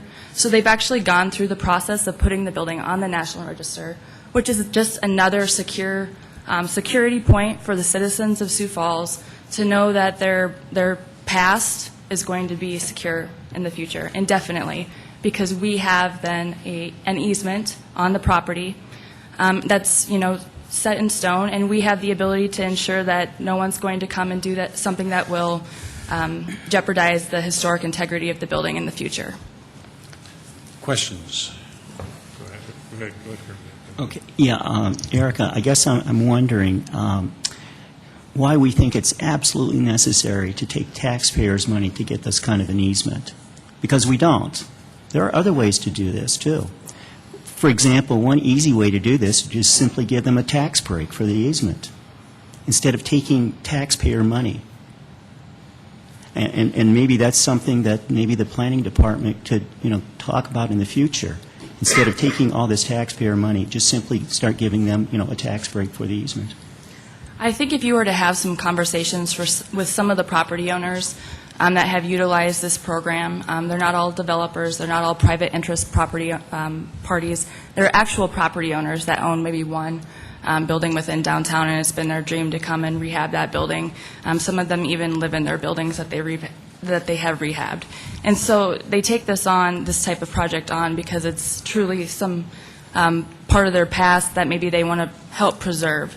And so I don't think that just a tax abatement will assist those property owners the way our program can. Vernon had mentioned that this program has served as a model for other communities and that the city of Aberdeen is looking at doing something like this. We've also been approached by communities on the East Coast, for that matter, about this program and how it works, because there's not very many of these programs available throughout the United States. There are grants, there are loans, but there are no projects like this, programs like this, where the city actually gets something in return for their investment. We not only get an easement on the facade of the building, but we also get an increase in our assessed valuations of these properties. The memo that I had sent out to the council illustrates 3 examples of specific properties, and I could send you up to 14 more that show that the assessed valuation increases. Yeah. If I could just, I saw the figures, many times, but you're assuming that with giving them a facade easement, that's increasing the total value of the building. I mean, there are other reasons why the building's, has increased, not just because of the facade easement. As an owner of an old building myself, my home, I recognize how much, when you dig into an old building, how expensive that can get. And this can make the difference, make or break the difference on saving some buildings in Sioux Falls, historic structures. I'll give you a perfect example. Many years ago when I was reporting, I remember the city commission form of government talking about how it was going to have to spend hundreds of thousands of dollars, taxpayer dollars, to tear down the Carpenter Hotel. Look at that building today, because the city was able to invest in a very small way and create storefronts and now apartments or condos up above, and it's a showpiece downtown generating tax revenue. This is a small incentive to make that work. I agree with Vernon there. When this program first came out, there were 1 or 2 applicants, and it kind of struggled as the years went by. But last year, how many applicants did we have? Did we have 8 or 9 applicants, and we turned some away? We had 7 applicants. We actually found that 4 were not eligible, and we were able to fund 2 projects. Now, Mr. Staggers would say that's because they're giving free money away, but I would make the argument that it's an enticement and that it has worked, and more people are investing money downtown because of this enticement. I don't know, I guess Go ahead. maybe we're going to expand this program in the future so more people can take part in this and get more free money, and it sounds like a good program. I'd just like Councilor Knutson to know that I'm going to call her tonight and thank her for spending my share of the tax money on this facade easement. Thank you. I'll look forward to the phone call. Mr. Munson, I'd like to call a question, please. Motion. Second. Motion made and seconded to call the question. All in favor of calling the question, vote yes. Those opposed, vote no. Councilmember Knutson? Yes. Litz? Yes. Stagers? No. Anderson? Yes. Benega? Yes. Brown? Yes. Costello? Yes. Jamison? Yes. Question has been called, so we're back to the motion been made and seconded to delete the downtown historical revitalization. All in favor of that motion to delete will vote yes. Those opposed will vote no. Councilmembers Knutson? No. Litz? No. Stagers? Yes. Anderson? No. Benega? No. Brown? No. Costello? No. Jamison? No. That motion failed. Next motion. The next amendment I have is I'd like to move capital improvement plan project number 189064, River Greenway improvements, by deleting $750,000 pedestrian bridge in year 2010, CIP page 2-84. Is there a second? Second, Anderson. Anderson seconds. Go ahead. Yes, $750,000 to build a new pedestrian bridge over the Big Sioux River by Sharapa Place is a lot of money to spend, considering we have a railroad bridge that maybe we could modify as a pedestrian bridge and save a lot of money. Further questions, Bob?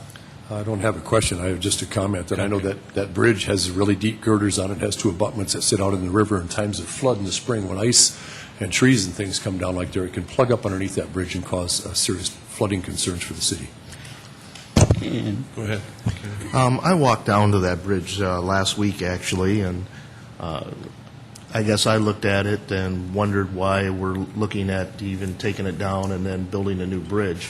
I think it would be a better idea just to open up the river at that area and make your greenway more accessible for more events on the river side. It's apparent that you have walkways at 6th Street and 8th Street. Both those bridges have accessible walkways on them. I don't see that this bridge is necessary across the river. Mike, do you want to address that?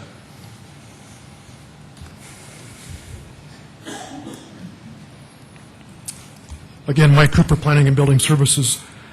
Just 3 comments pertaining to this issue.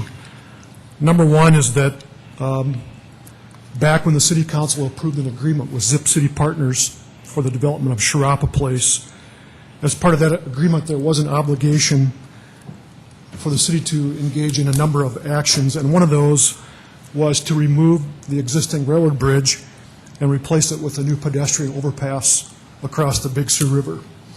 And the reason that we wanted to do that is because it is part of our downtown greenway plan, which was also approved by the City Council. In order to implement that downtown greenway plan, we have discovered that the Federal Emergency Management Administration, or FEMA, will not allow us to go in and do the downtown greenway improvements, as Councilor Anderson is talking about, with the access, the additional gathering areas. We cannot do that because the current bridge obstructs the flooding potential for downtown. And so what we have talked about doing is removing that bridge, which will give us credit to make additional improvements into the downtown greenway area. So it's very critical that in order for us to do the downtown greenway, we have to remove that bridge, in addition to the fact that we did obligate through our Zip City Partners agreement to do that.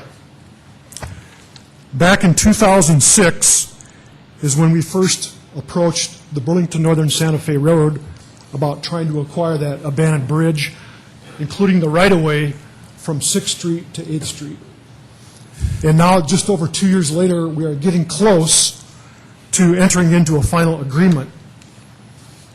The property between 6th and 8th Street that is currently owned by the Burlington Northern, including the bridge, was recently appraised by an appraiser hired by the city of $236,914. From that, we have received at least one preliminary estimate to remove that bridge would be approximately $81,920, because we need to remove the structure as well as the abutments that support the bridge. So that would leave a balance of the estimated value of that right-of-way of $154,994. And the Burlington Northern is going to sell it to the city for $25,000. So I think it's a good deal for the citizens. It's going to help us move forward with the downtown greenway, and it's going to ensure that we follow through on our obligation to Zip City Partners. Questions? Kenny and Pat. Yeah, Mike, reading here in the CIP, it's apparent that this bridge is tied in with an event center downtown, as basically looking at this paragraph in here. And, you know, I think that we're looking at this, and, you know, it's going to be obvious that an event center is not going downtown, and that this bridge is not necessary. It's a bridge from one place that's nowhere to another place that's nowhere. Yeah, I guess that's the way I look at it, and I just still feel that, you know, I don't understand why we're going to, I can understand tearing down the old bridge, but I still don't feel that building a new bridge, when you have a bridge at 6th Street and 8th Street, which have the option for people to walk across the river there, why are we putting one in between those two bridges? I would disagree with that analysis, respectively, Councilor Anderson, because back when we did the Greenway plan, we were not saying that there was going to be an event center downtown, but we did identify that that east bank of the Big Sioux River was going to be a major redevelopment area. And that one of the things that people told us through a number of public meetings at the Washington Pavilion and other places, they want more ways to cross the river downtown. They want more access to the river. And so that's how this downtown Greenway plan evolved, is based on listening to the citizens of our community.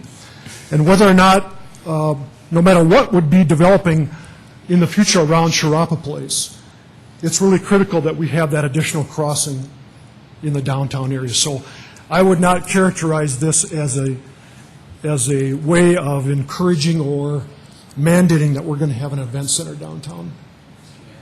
Pat, go ahead. Mike, is there a timeline tied to this project with the Sharapa? We would like to, yes, 2008, 2009 was our original timeline. And so we are behind right now because we actually thought that by this year we could have completed our negotiations with the Burlington Northern and have already have it removed. But the way it would look now is that we would do the demolition in 09 and the new bridge would be 09, 010 timeframe. I'm just, that contract with Sharapa was right before I got on the council. I'm trying to remember, was it specifically spelled out that there was a timeline on it? Yes. You're saying it was 2009 and 10? Yes. I don't have that with me, but I believe that was the commitment that we made. Is there, we've had this conversation before, and it seemed to me it stemmed around getting flood credits. Yes. Is there other ways to get flood credits? There's not.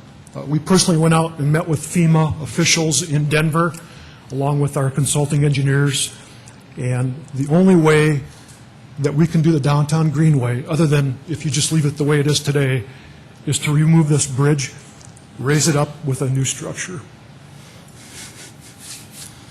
Go ahead, Vernon.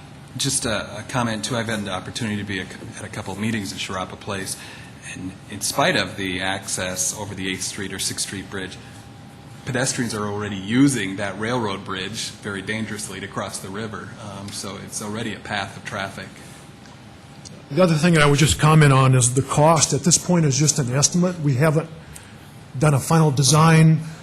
We haven't obviously bid it, but the consulting, our consultants that we've been working with on the downtown greenway have looked at other structures. And just to give you an idea that if when we're doing a new bike trail on Skunk Creek on the west side of town, just to do a basic prefab metal bike trail bridge for this length of a span would probably be in the range of $350,000 to $400,000 without any amenities to it at all. And I don't think that's what we want to see within our downtown area. So these crossings are expensive, and especially this one because it is going to be a very lengthy span across the Big Sioux River.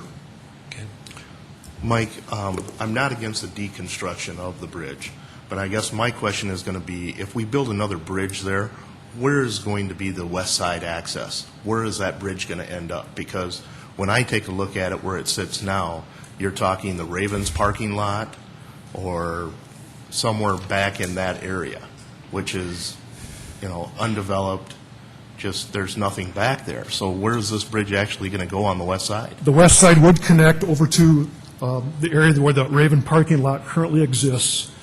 And what we would be doing is working, again, this is part of the Greenway plan, is that there would be a pedestrian access constructed through the Raven parking lot that would connect eventually to Falls Park West. So that's always been the plan that went through the citizen review, the citizen request, and then it was eventually adopted by the City Council. Further questions of Mike? Others that wish to address the council on the proposed amendment? Got an amendment that's been made by Councilmember Stagger, second by Councilmember Anderson, to delete the River Greenway Improvement pedestrian bridge. No further comments? All in favor of that motion will vote yes. Those opposed will vote no. Council members Knutson? No. Litz? No. Stegers? Yes. Anderson? Yes. Benninga? No. Brown? No. Costello? No. Jameson? No. That motion fails. Next motion. Yeah. Mr. Mayor, the next amendment I have, I move Capital Improvement Plan Project Number 082064, Faywick Park Improvements, by deleting $100,000, backdrop structure in year 2009, CIP, page 2-89. Is there a second? That dies for lack of a second. Let's go to the next amendment. The next amendment I have is I'd like to move Capital Improvement Plan Project Number 164064, Greenway Fishing Access, by deleting $21,600 in year 2009 and $100,000 in year 2010, totaling $121,600, CIP page 2-99. Is there a second? That motion dies for lack of a second. Next motion. The next amendment I have is Capital Improvement Plan Project Number 199064, Prairie Green Golf Course Improvements, by deleting $215,100 in year 2011 and $1,344,300 in year 2012, totaling $1,559,400, CIP page 2-111. Is there a second? Second, Anderson. Anderson seconds. Go ahead. Yes, on this one here, we have the taxpayers paying for a new clubhouse at Prairie Green Golf Course. We've heard before that approximately 15% of the residents of Sioux Falls use the golf courses.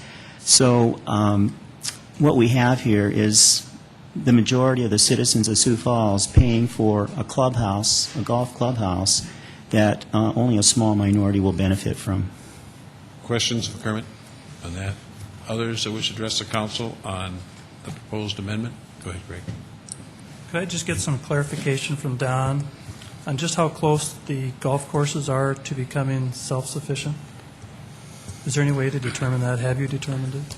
Yeah, we, the way the agreement, this management contract with Dakota Golf Management is set up is that the gross sales are identified as being 10% of those gross sales would go to the city of Sioux Falls.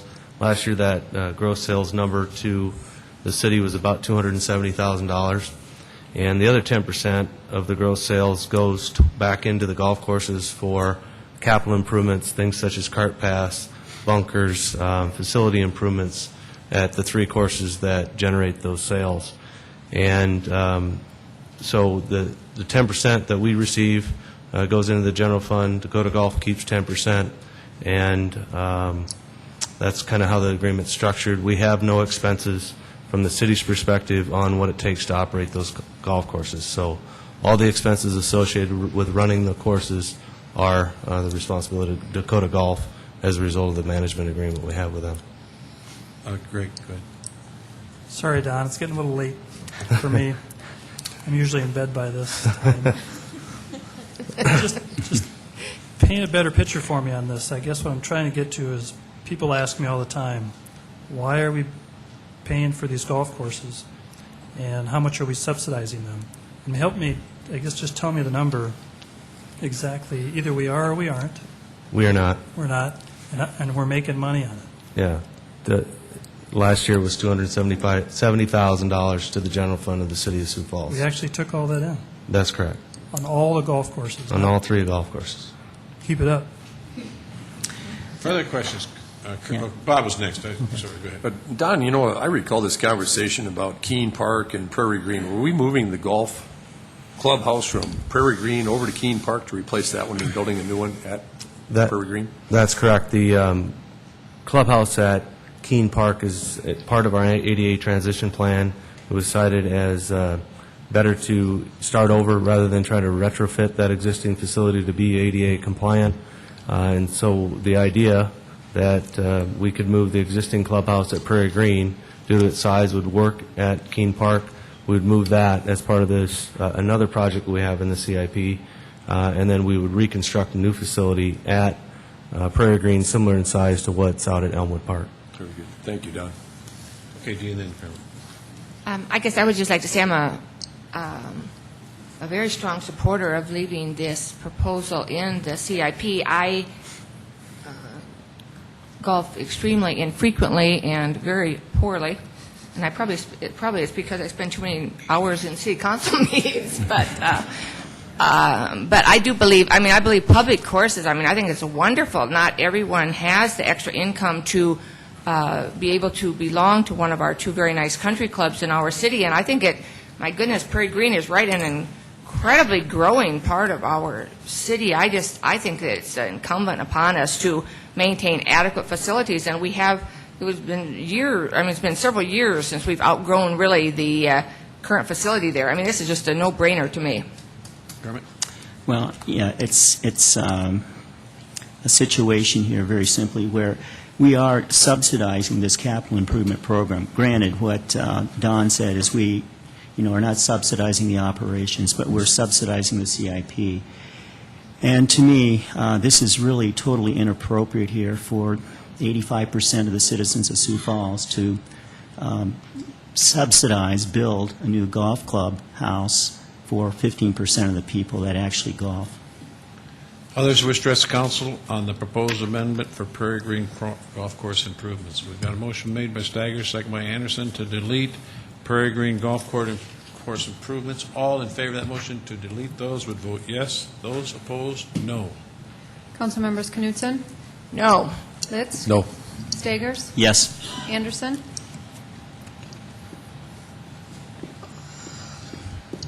Benninga? No. Brown? No. Costello? No. Jameson? No.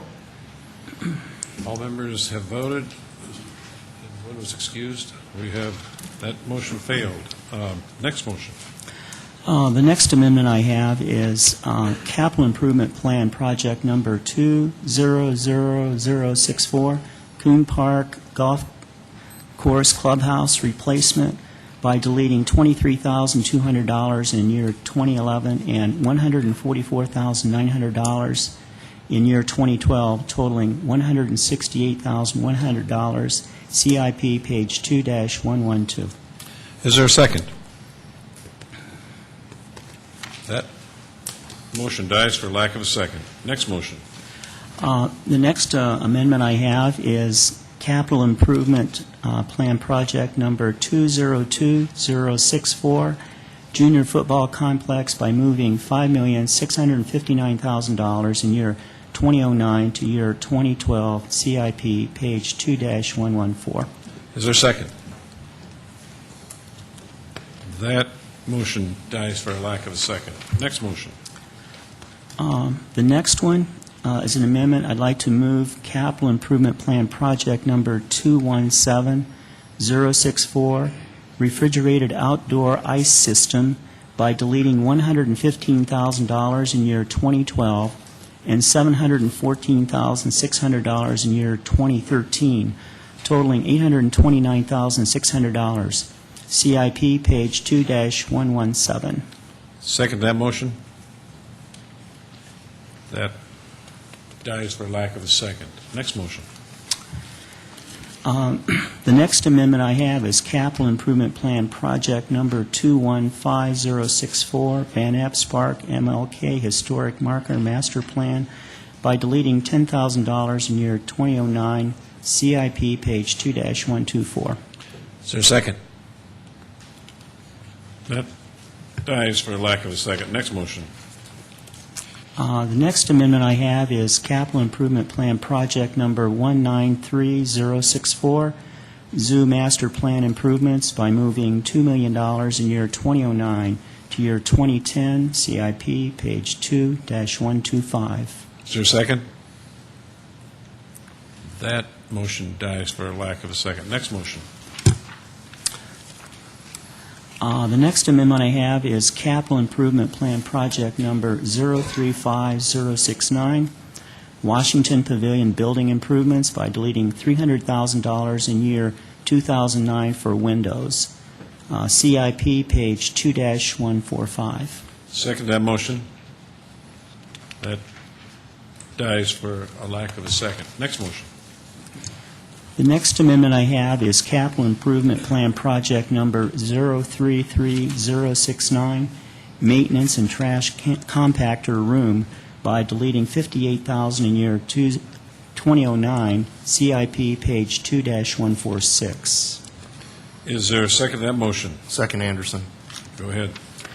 Yeah, on this one here, we have the pavilion operating now for approximately 10 years. And during this period of time, there hasn't been any concern expressed about a maintenance and trash compactor room. But now in 2009, we want to spend $58,000 on one room in the pavilion. I think at least $58,000 seems to be rather excessive. Questions? Others that wish to address the council on the proposed amendment? Not, is there further council? Go ahead, Gary, if you want to come up and address it, that's fine.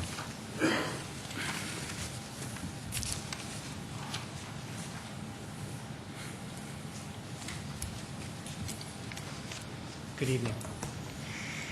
I just wanted to mention that my understanding, as I've gotten caught up to this issue, is that it's not a question of a room to just throw some rakes and so forth into, but it's really a code situation where once the current situation was reviewed, the room was the solution for fire and building code concerns. I'm stepping up here because when I think about that building, I think about the people who were in there, young people during the day, all of us all the time. The community is making use of that beautiful building.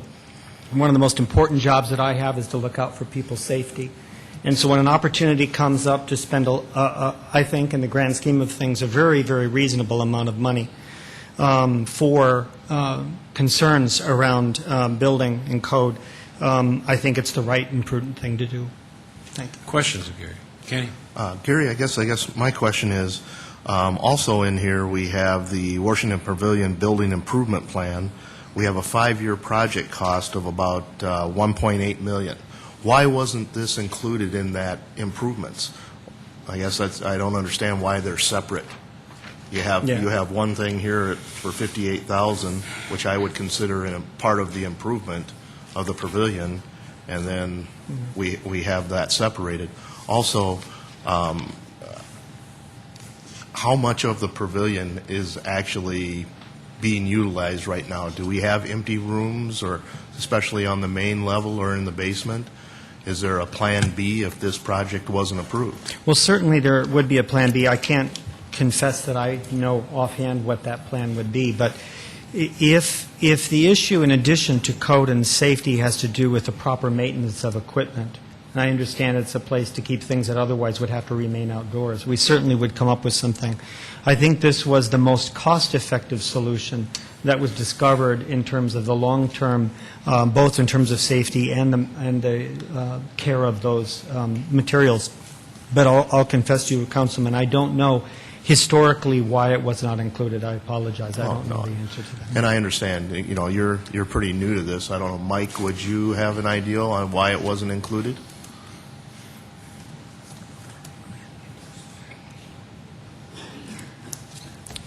I believe this was a project that had been previously identified in a CIP 5-year plan, separate from the billing analysis that was done.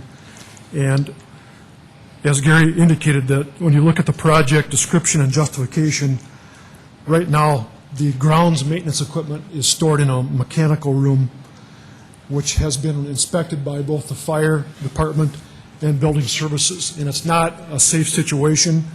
It's not a situation that we would allow other business operators to continue with. So we're talking about a 500 square foot addition that would house this maintenance equipment.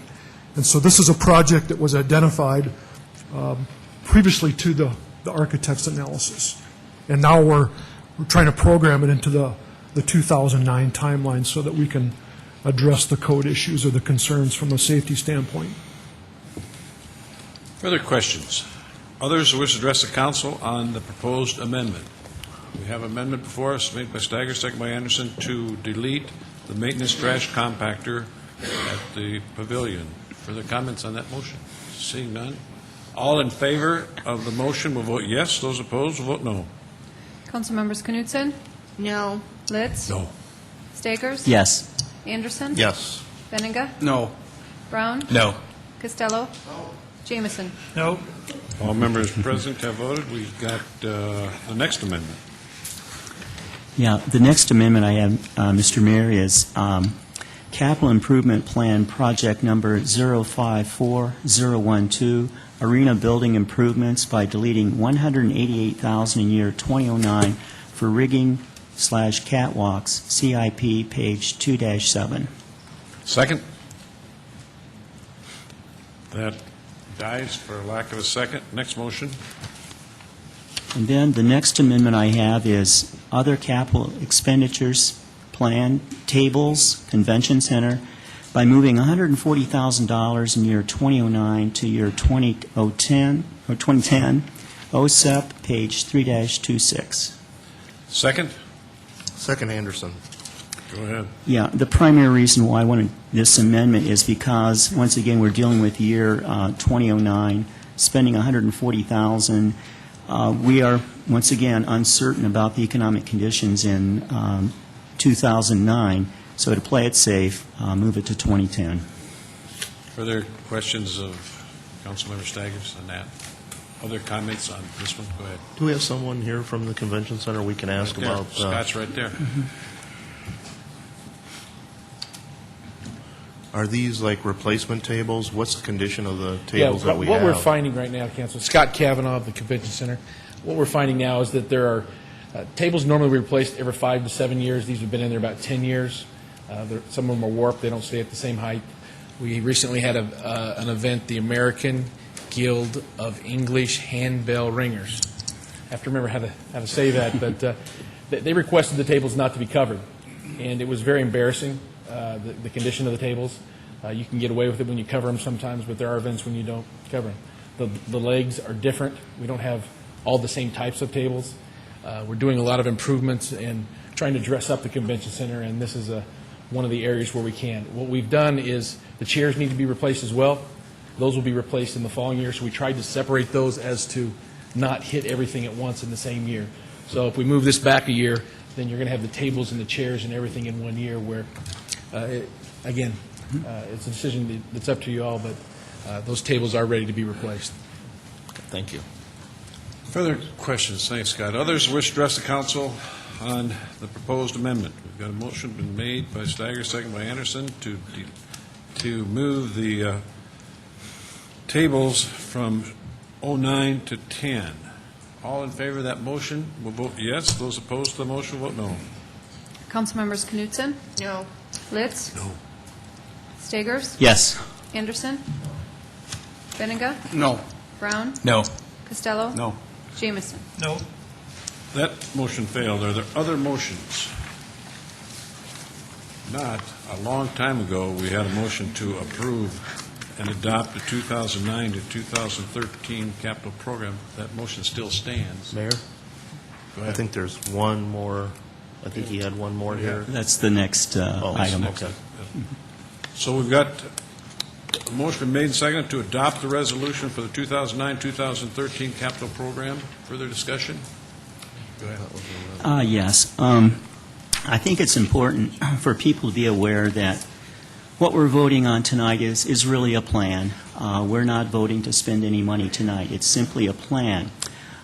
Later on, in the next several months, we actually will be voting the money for this. So, once again, this is a plan.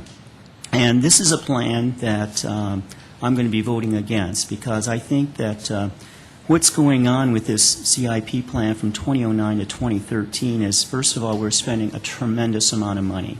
It's over $500 million. It's $564,368,635. Now, I think it's easier to justify this spending during good times, but it's important to keep in mind that, you know, we are not in the best of times here in Sioux Falls. So it's important for us to send a good message to the citizens of Sioux Falls that, you know, we are going to be very responsible and careful in our spending. However, I think that this CIP plan actually sends the opposite message. It sends a poor message, especially when we're in a softening economy. It seems like the city is simply oblivious to the softening economy as we continue to spend and spend and spend. 2009, next year, the CIP is front-loaded with $170 million. And it's been mentioned this evening, you know, 2009, you know, it's still rather uncertain what the economy is going to be like in Sioux Falls, but we are front-loading this with $170 million.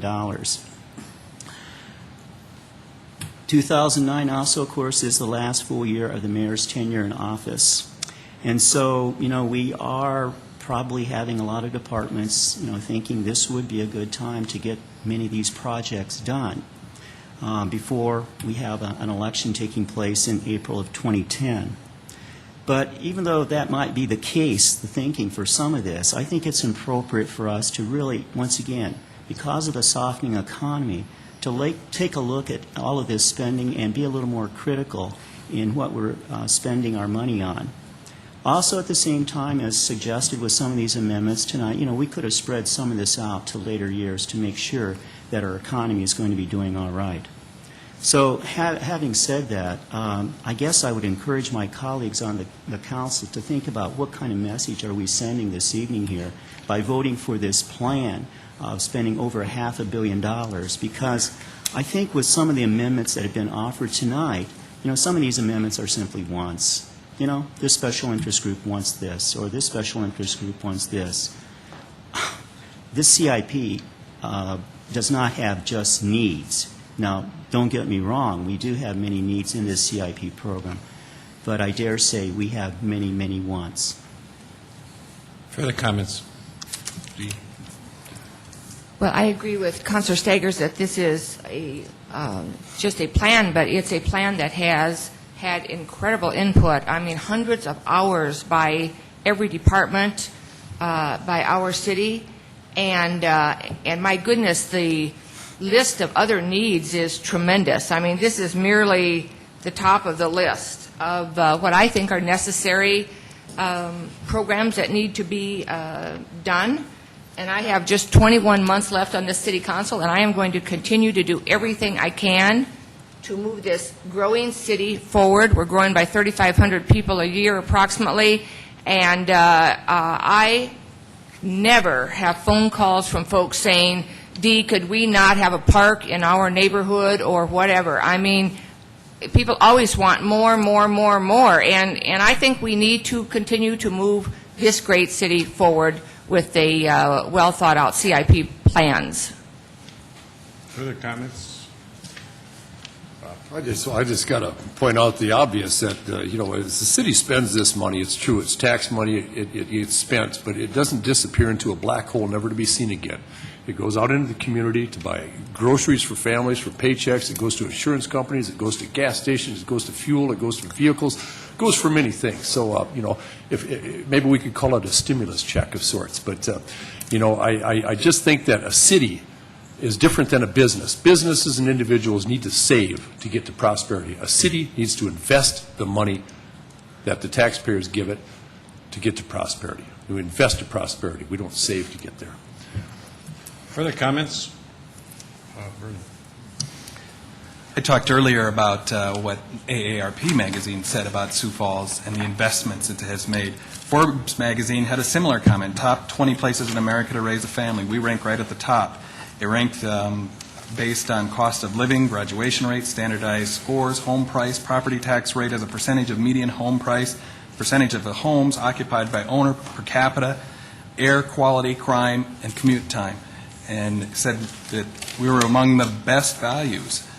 With a median home price of $138,600, residents have more disposable income to spend on their families, a list-topping average commute time at 15.5 minutes. So we're addressing the streets. We're addressing the quality of life that we all believe in here. And it's because we've invested many years back in the CIP, and this continues that effort. There's the scientific part that's been studied. Anecdotally, over the weekend, a citizen approached me to say, you know what, I get more value than I pay in taxes in this city. That's a pretty amazing comment to come from a taxpayer. And so this is an investment going forward, not only for us living here today, but for those future citizens that will inhabit this good community. Further comments? In addition to what Vernon just stated, which is very obvious, is the fact that this is a plan. We're not spending any money. The other thing is that everybody needs to remember that we have a balanced budget amendment. If we do not collect the sales tax revenue, we will not be able to spend anything for any capital improvements. So to say that we're mortgaging our future is just completely inaccurate. And I hope that people remember that we will balance the budget next year as we recognize the economy and we recognize what's happening in this community. And I encourage people to support this. Further comments? Great. Getting involved with the city council has been just a great thing for me. It's pretty cool. And this, I think, is where the rubber hits the road for the city and the council and what we're doing. And, I had the finance department handed us all these papers, when we started talking about this. It's like this tall. And I had to kind of separate it and say, really, what are we looking at here? What kind of a picture of Sioux Falls are you guys painting? And the administration, what kind of a picture of Sioux Falls are you painting for the next 5 years? And digging through it, talking through the directors and other councilmen members, Sioux Falls is going to be a pretty cool place for the next 5 years as far as I can see, and I'm glad to be a part of it. Further comments? Go ahead. Yeah, just a final comment, because we're talking about the spending here of $500 million over 5 years. But there's another thing we're also talking about too, and that is who's going to do the spending. So when we talk about the city of Sioux Falls spending over $500 million in the next 5 years, we're talking about the city doing this. And that means $500 million less than that the citizens are not spending themselves. So the most desirable thing here would be for the city to spend a lot less so the citizens could spend a lot more. And also at the same time to actually spend money on the needs and not the many wants that are in this CIP plan. Further comments on that?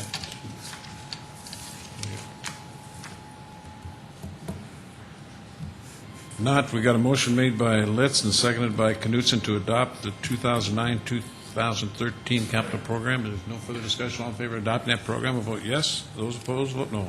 Council members Knutson? Yes. Litz? Yes. Stegers? No. Anderson? No. Benega? Yes. Brown? Yes. Costello? No. Jameson? Yes.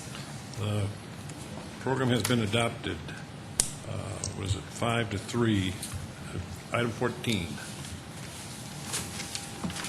A resolution amending the 2008-2012 capital program.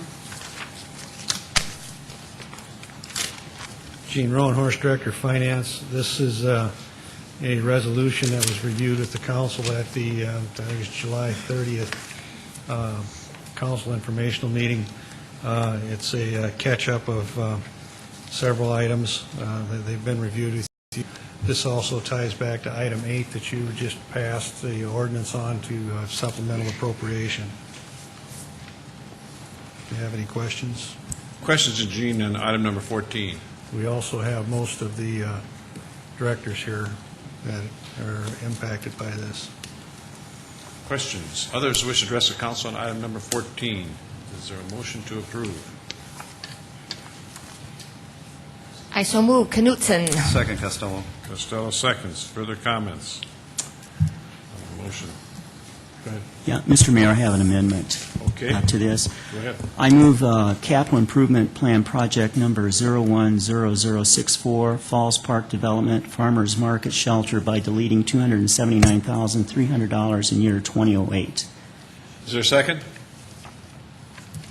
That motion dies for lack of a second, so we're back to the main motion that's been made and seconded to approve item number 14. Further discussion? Not. All in favor of approving item 14, vote yes. Those opposed, vote no. Council members Knutson? Yes. Litz? Yes. Stegers? Yes. Anderson? Yes. Benega? Yes. Brown? Yes. Costello? Yes. Jameson? Yes. All members present voted. Item 14 has been approved 8-0. Item 15. A proposed resolution vacating East 73rd Street from a point 910 feet west of the quarter line of section 13150, then west 872.53 feet as shown on Exhibit A. Chad Hebe with the Engineering Office.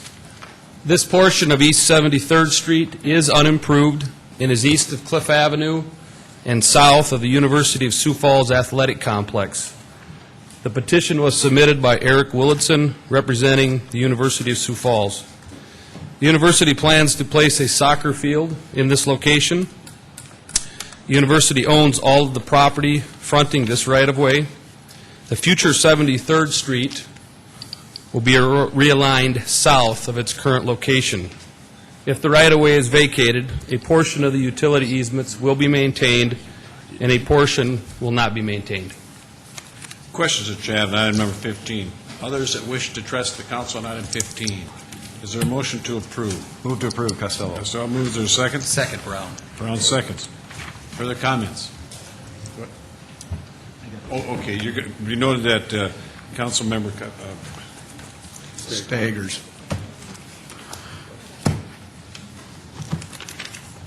Is this just, okay, yeah, that's right, excuse me. This is just to set the hearing date for September 8th, so we don't need to go through that. But it will be noted that Councilmember Staggers has been excused from this one. So all in favor, set the hearing date for September 8th for item 15, vote yes. Those opposed, vote no. Councilmembers Knutson? Yes. Litz? Yes. Anderson? Yes. Benega? Yes. Brown? Yes. Costello? Yes. Jamison? All members present voted 7 yes, 1 excused. Say hearing, the hearing is set for September 8th for item 15. There's a motion to adjourn. Brown moves. Brown moves second. I'll second that. Knutson? Knutson seconds. All in favor, yes. Those opposed, no. Councilmembers Knutson? Yes. Litz? Yes. Staggers? Yes. Anderson? Yes. Benega?